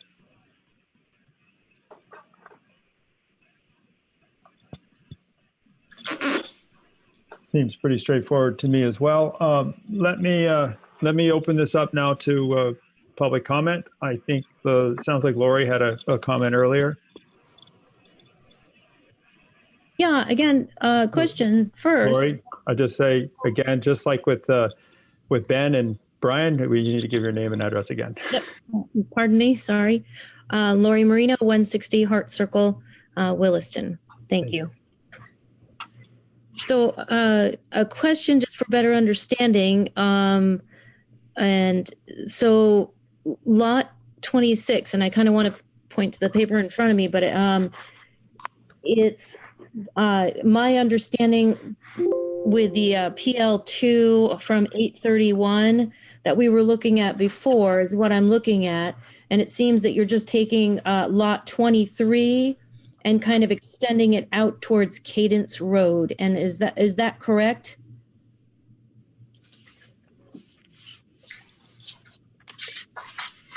Ben or Brian? Yeah, so it's what we're doing is we're dissolving the lot line of the existing lot 23 that had a previously proposed duplex on it. Mm-hmm. And we're just putting both duplexes on footprint lots rather than having one set of duplexes on footprint lots and another set of duplexes within a single family lot. We're simplifying what we're doing, and we're just going to put all 4 duplex units on footprint lots on lot 26. So the original plan, I only see 1 duplex. I guess that was my other question is, you're adding a duplex, it looks like. Correct. So when it's on a footprint lot, we show a typical unit. As Ben indicated before, we were showing typical units around Zoe Drive. We don't show the duplex unit on lot 23 because there is an associated building envelope that we're going to be required to build within. Since we're showing them both on footprint lots now, we're showing both of the duplex units. I think what might be helpful, just to clarify for Lori and Matt, you can jump in here. Essentially, what we're correcting here is a clerical error in the original layout. And if you go back to, and I'm not going to say we go back to because we don't all have them in front of us, but if you were to look through the original set of approved plans, there are some plans that show 2 duplexes and some that only show 1. And if you refer to the verbiage in the approval, as Matt indicated, or excuse me, as Bonnie indicated earlier, there were 39 units approved, and there are still 39 units. It's essentially housekeeping. It was just a minor plat error. I hear what you're saying. There's been a few plat errors, but so, and I won't hold my paper up, but okay. Go for it if it helps. Well, no, it just looks like it's bigger and there are, more units, and I'm just hearing that that's just kind of the way it's platted on the map itself, on the plat itself. It's but there's no additional units, numbers of residents doesn't go up. And the size of the units don't go up that were intended to be there originally. Is that correct? That is correct. Can I jump in just really fast and share really quickly? So this that's one is from 10/5/2018. And it shows the 2 duplexes next to each other with the original. You can kind of see the outline of the original lot 23 here. It just doesn't show it when you have the other plan. The PL2 doesn't show clearly that there is a duplex there, I guess is what I'm saying. Okay, thank you, Bonnie. That clarifies. My other question, lot 26 on all of these maps, is, or on the plats, whatever they're called, is, it says lot 26 open space. It's within the wetland area that it's written. I don't know if that means anything. And maybe that's just where, you had space to write it. And there was another map that said it was purchased in June or July of 2020. So I'm just wondering if the amount of land has expanded into that wetland area, that you've now expanded into the Savages property even more kind of thing. And so maybe I'll let you answer that. I guess I'm looking right into this area in here. Yep. Sure. So this is Brian Currier. So there's no additional encroachment into the wetland. There is a building envelope shown within lot 26 that has the 2 duplex units, and it's bound by the front yard and setbacks of Cadence and Chloe. And then the southerly perimeter boundary of the building envelope is shown all wavy and kind of sporadic, and that's the class 2 wetland buffer. So there'll be no additional impacts. Okay. And additionally, we are required to put a split rail fence that'll be installed along that wetland buffer. So there will be a demarcation between the yard effectively behind that duplex and where the no cut, no go area is. Yep.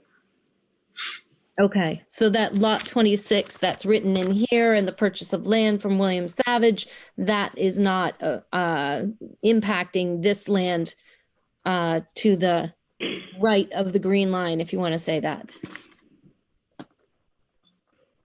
This amendment. No, correct. Okay. My only other concern is and I know we're doing, secretarial work, it looks like moving lines and that sort of thing, is that these findings of fact are already written up.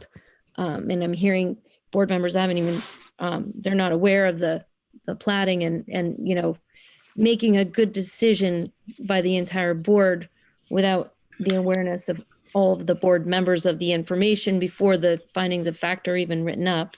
My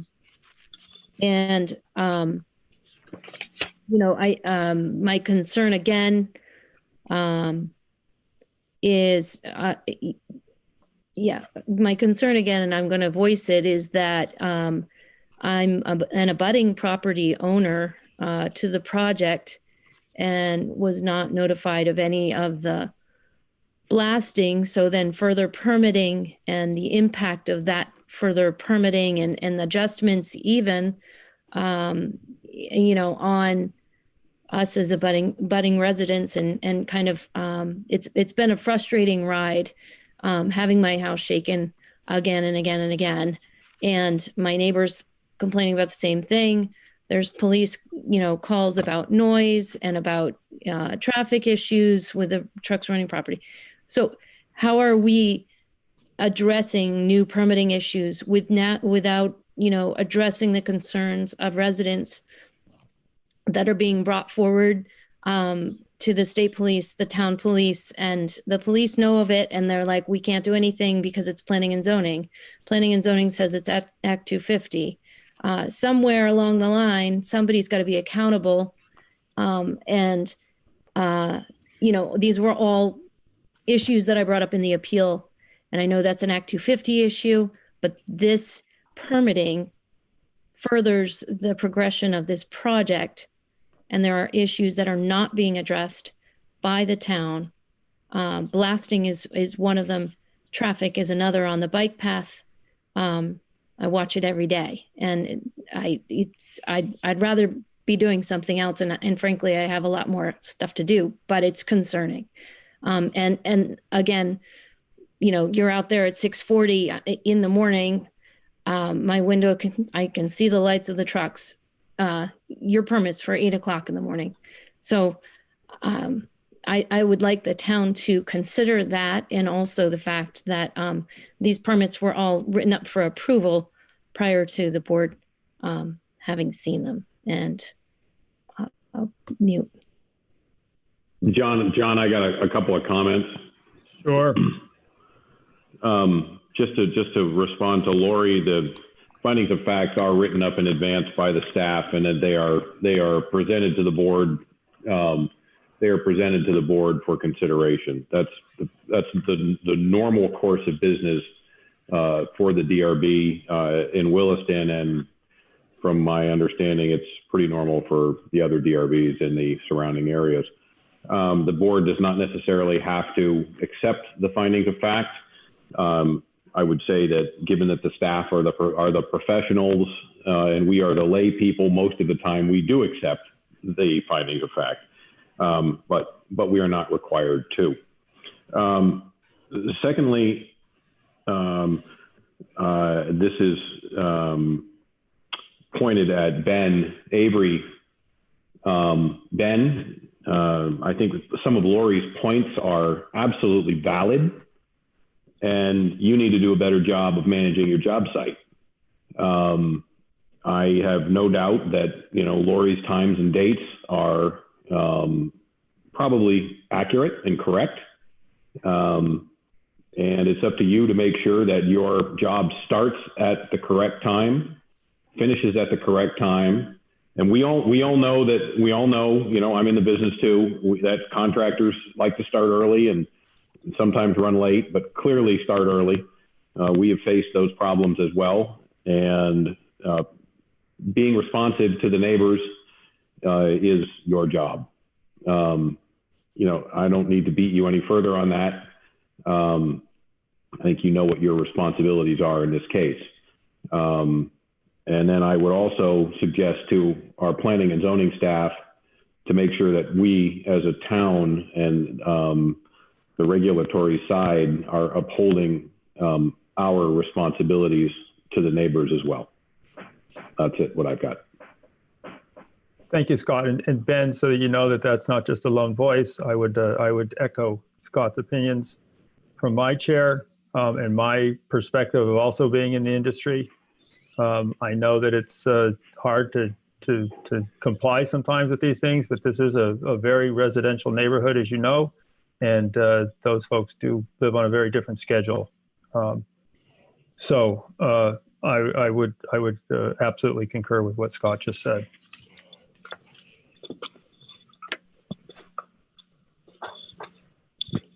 So, Lori, I also want to thank you for your participation in this process. I know that it can be very confusing as to which board has jurisdiction on which issues. You probably know more about this at this point than most of the rest of us from having asked your questions. It is very difficult for us as a zoning board to enforce Act 250 requirements. So we do need to make sure that as a town, we are enforcing those things over which we do have jurisdiction. So thank you for your involvement. I appreciate it.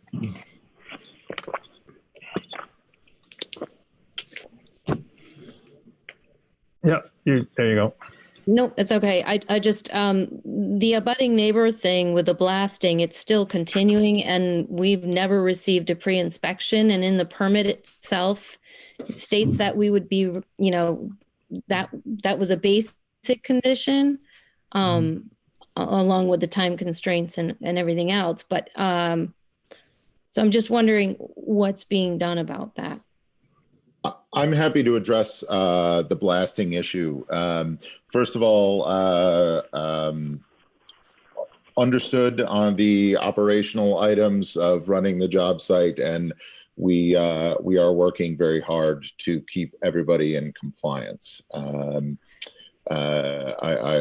will note that we did have a recent issue with off hours, and I'm sure Ms. Marino can confirm that when it was brought to our attention, it was dealt with swiftly within the hour with written communication back and forth between herself and myself. But we continue to strive for 100% on that. Ben, I just want to interrupt. I'm sorry, but you did I love you emailed me right back, and that's great. And you were saying, oh, it's a new contractor. They must not know. The next morning, and that was a Sunday at 7:00. So Sunday's not even mentioned in the permit, right? And that's something every contractor should know from day one when you hire them. And so Sunday's not even in the permit. I appreciate your communication. I really do. And the shutdown by 9:30 in the morning. But then Monday morning at 6:40, your trucks are up on the site again. And so that's 6:40 in the morning on Monday, and it's an 8:00 start. So I guess, yes, thank you. But, and nobody knows that. But I can see them, and they were out there again this morning as well. Understood. And this probably isn't the forum to litigate this back and forth. And I do want to address, and as I said in my email, I'm happy to talk with you about this anytime. With regards to the blasting, there is a blasting plan that is being administered by Main Drilling and Blasting, who is a qualified and reputable company in the New England region. We were, there is a blasting plan requirement, actually in the initial Act 250 permit that put a 500-foot blast radius around the blast site for pre-blast inspections that we were required to do. It should be noted that Ms. Marino's residence is greater than that 500 feet from the blast site. Upon arrival in environmental court, there was a fair amount of back and forth amongst blasting, and the judge, without being requested by us, decided that the way he would solve any back and forth is to simply go to the state recommended minimum, which is 250 feet. So that is that is not something we requested. That is simply what the outcome of the environmental court decision was. That was actually the only change that was made to the issued Act 250 permit. We did, in fact, do additional pre-blast inspections beyond that 250-foot zone on abutters that were directly adjacent to where we were blasting. Additionally, there have been seismographs installed at properties to the east, to the west, over near the storm pond, and certainly to the south on Metcalf. We have received and addressed numerous comments and complaints from the neighbors.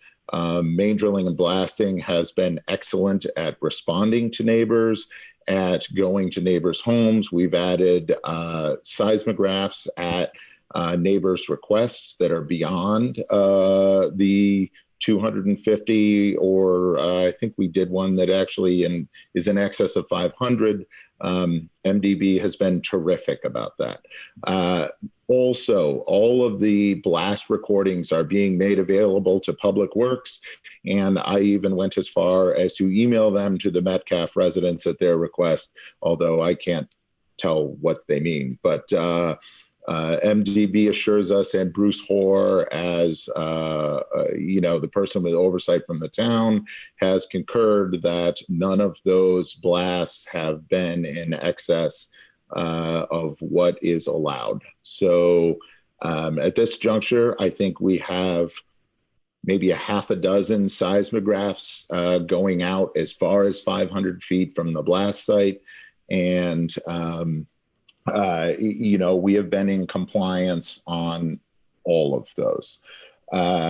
This will soon be a moot point. I did have a meeting with Main Drilling and Blasting today, and they will be completing their work next week, barring any sort of unforeseen circumstance or weather or what have you. So there is a light at the end of the tunnel, and we're working towards it. To get there as quick as we can.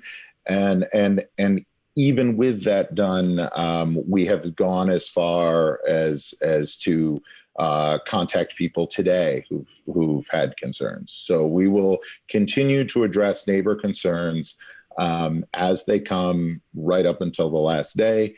And, again, anybody, and I've expressed this, I know Matt is on all of these emails, so is Emily. All we need is a request from a neighbor with their email and their telephone number, and Main Drilling and Blasting will get a hold of them that day to happily discuss any concerns that they have. Right. So I just want to say that I am an abutting neighbor, and the permit says abutting neighbors will be given a pre-assessment of their property. And that's what the permit states. And that was never done. It was never offered. My neighbor to the left, same, we're all feeling it, and our houses are being shaken, like glass moving, walls, floors.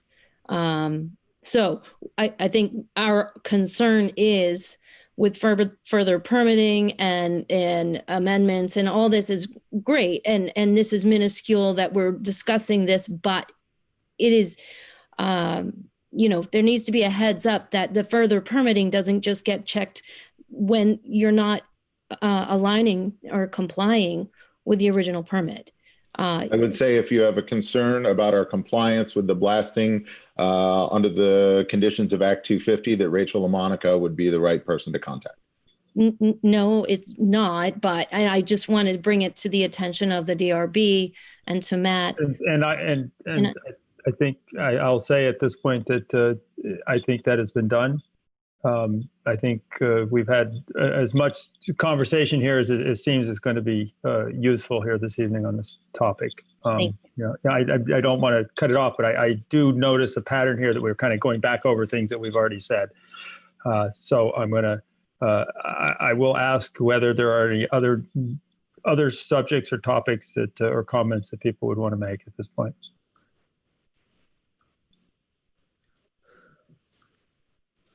Great. So, Lori, or anything else there, Lori? I don't want to. I know I kind of almost cut you off. I didn't mean to. One comment for Lori. Yes, Paul. Since you never had a pre-inspection of your inside your house, any cracks now in your drywall, Matt, you can get this all taken care of after the blasting's complete.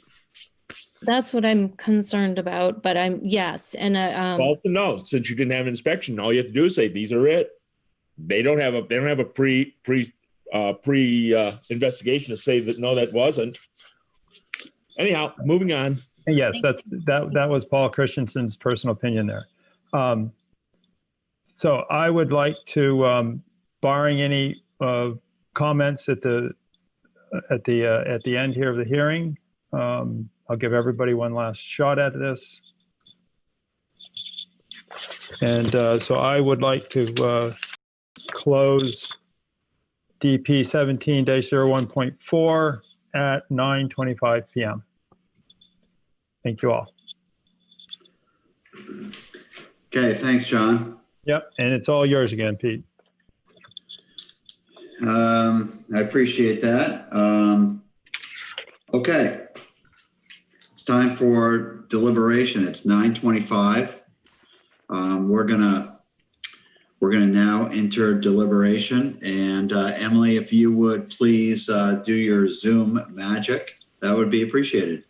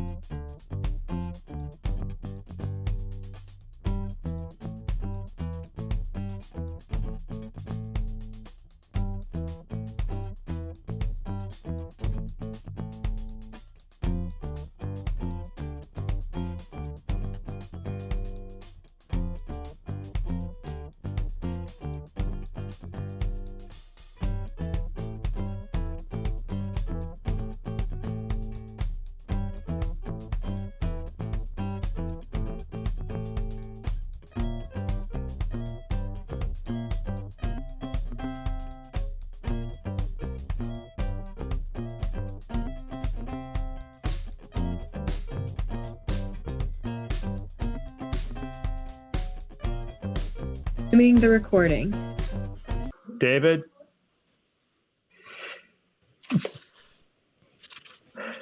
Oh, okay. I'm sorry. I was waiting for the other one to No, start. no. I was talking to David Saladino. He was walking away from the camera. Yeah. That was quick, guys. That was awesome.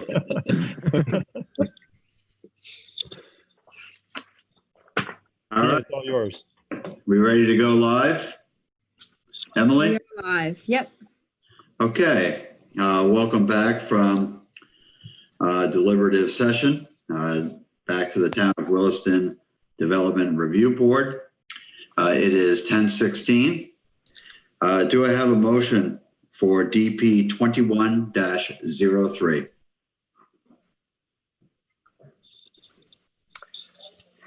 Yes. Now you caught me. You caught me here. Getting late. It is, and I got to get the right piece of paper in front of me, which I have totally lost in the pile of stuff all over here. So yes, I would love to be making a motion here.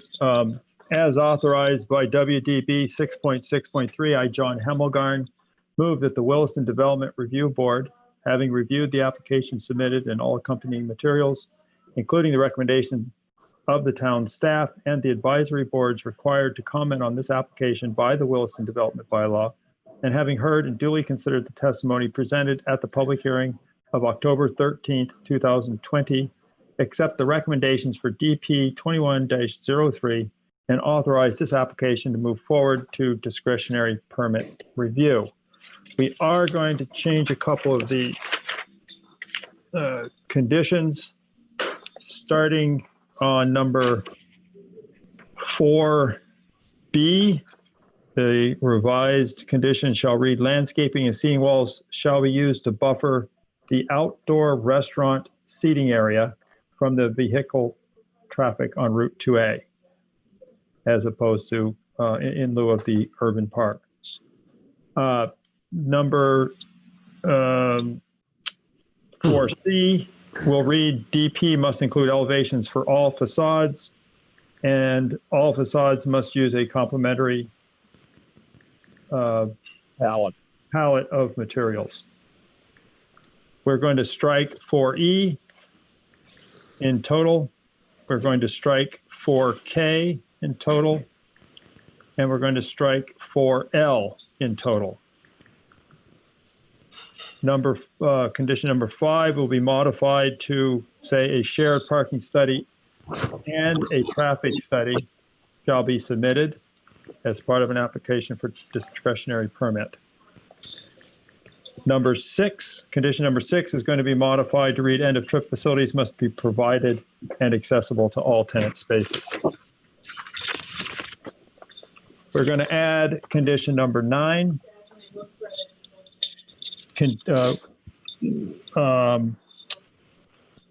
We encourage any proposed urban park to be located west of the proposed building.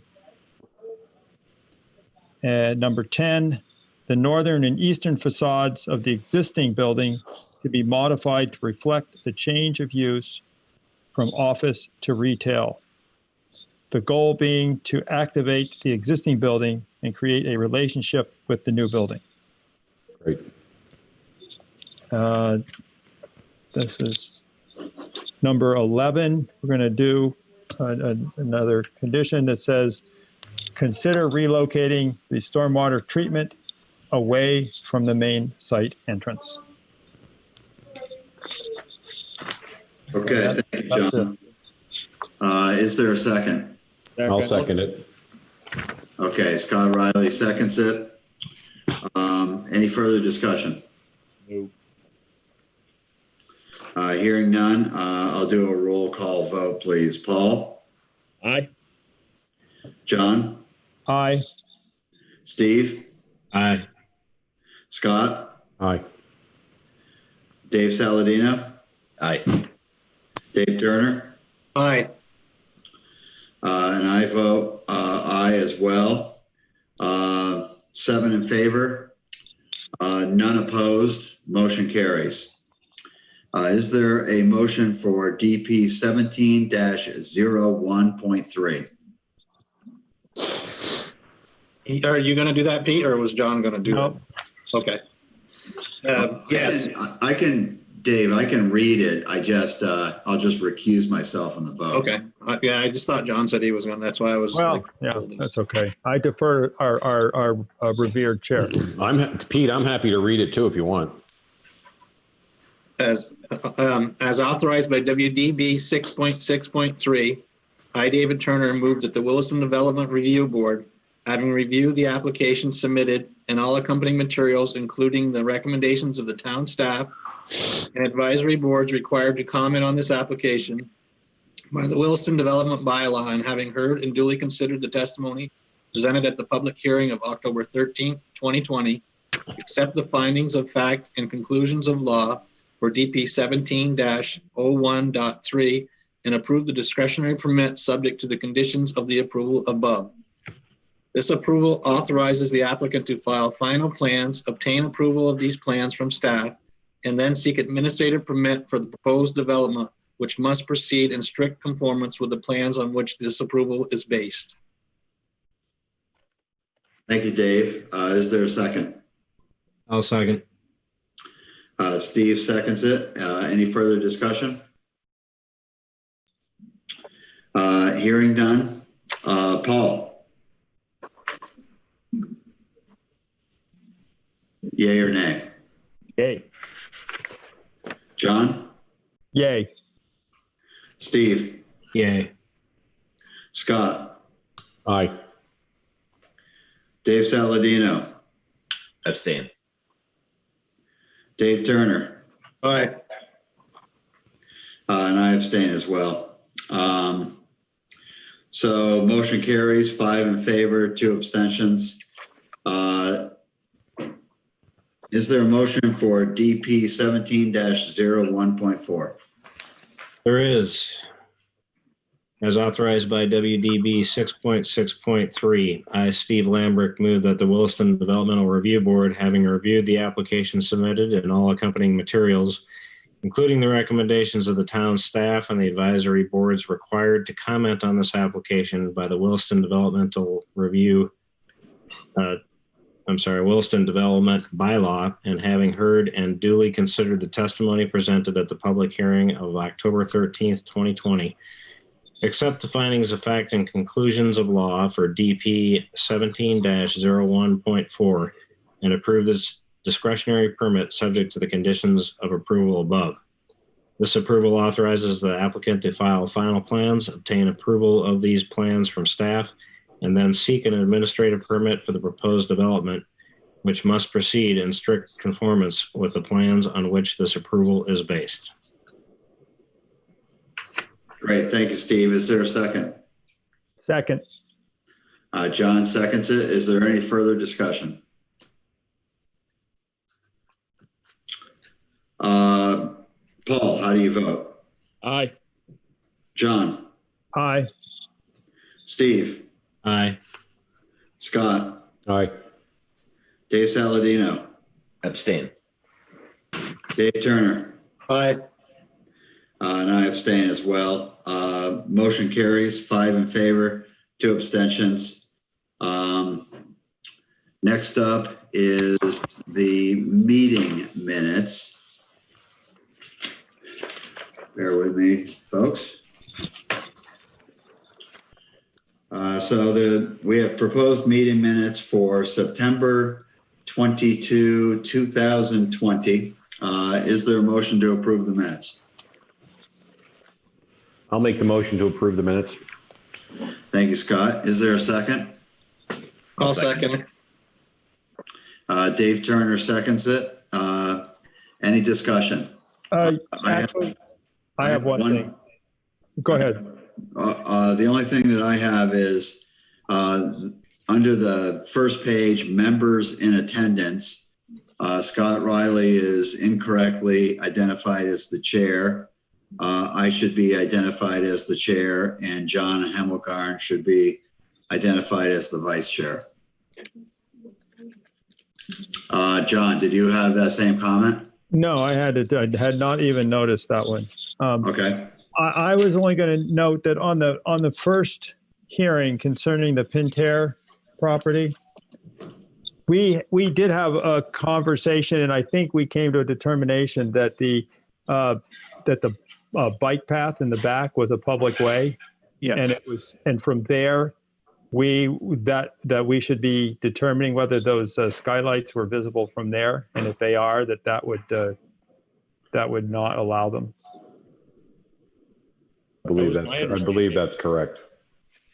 That is correct. Emily, I can't hear you. You're still just moving your lips. There we go. I can add that in. I'm in the draft document right now. Okay. Thank you. Are there any other comments? Okay, so I believe, Scott, you made the motion? I made the motion, yes. I'm sorry? I did, correct. Yeah. Do you accept those changes? I do. Dave Turner, do you accept? Are you still on board with the second with those changes? Yes, I am. Okay. Any additional comments, questions? Okay. Paul, how do you vote on this? Aye. John? Aye. Steve? Abstain. Scott? Aye. Dave? Sally? No? Aye. Dave Turner? Aye. And I'm an aye as well. Motion carries 6 in favor, 1 abstention. Is there any other business to bring forth to the board at this time? Motion to adjourn. Motion to adjourn. Is there a second? I'll second it. Dave seconds it. Any discussion? Only that I wanted to say I think the staff did a great job tonight. Thank you. Great. Second it. That's kind of a repeat. They always do. I know, but they do. We appreciate it. All those in favor of adjournment indicate by saying aye. Aye. Aye. All right, all. Thank you very much. Appreciate your support. Have a nice night.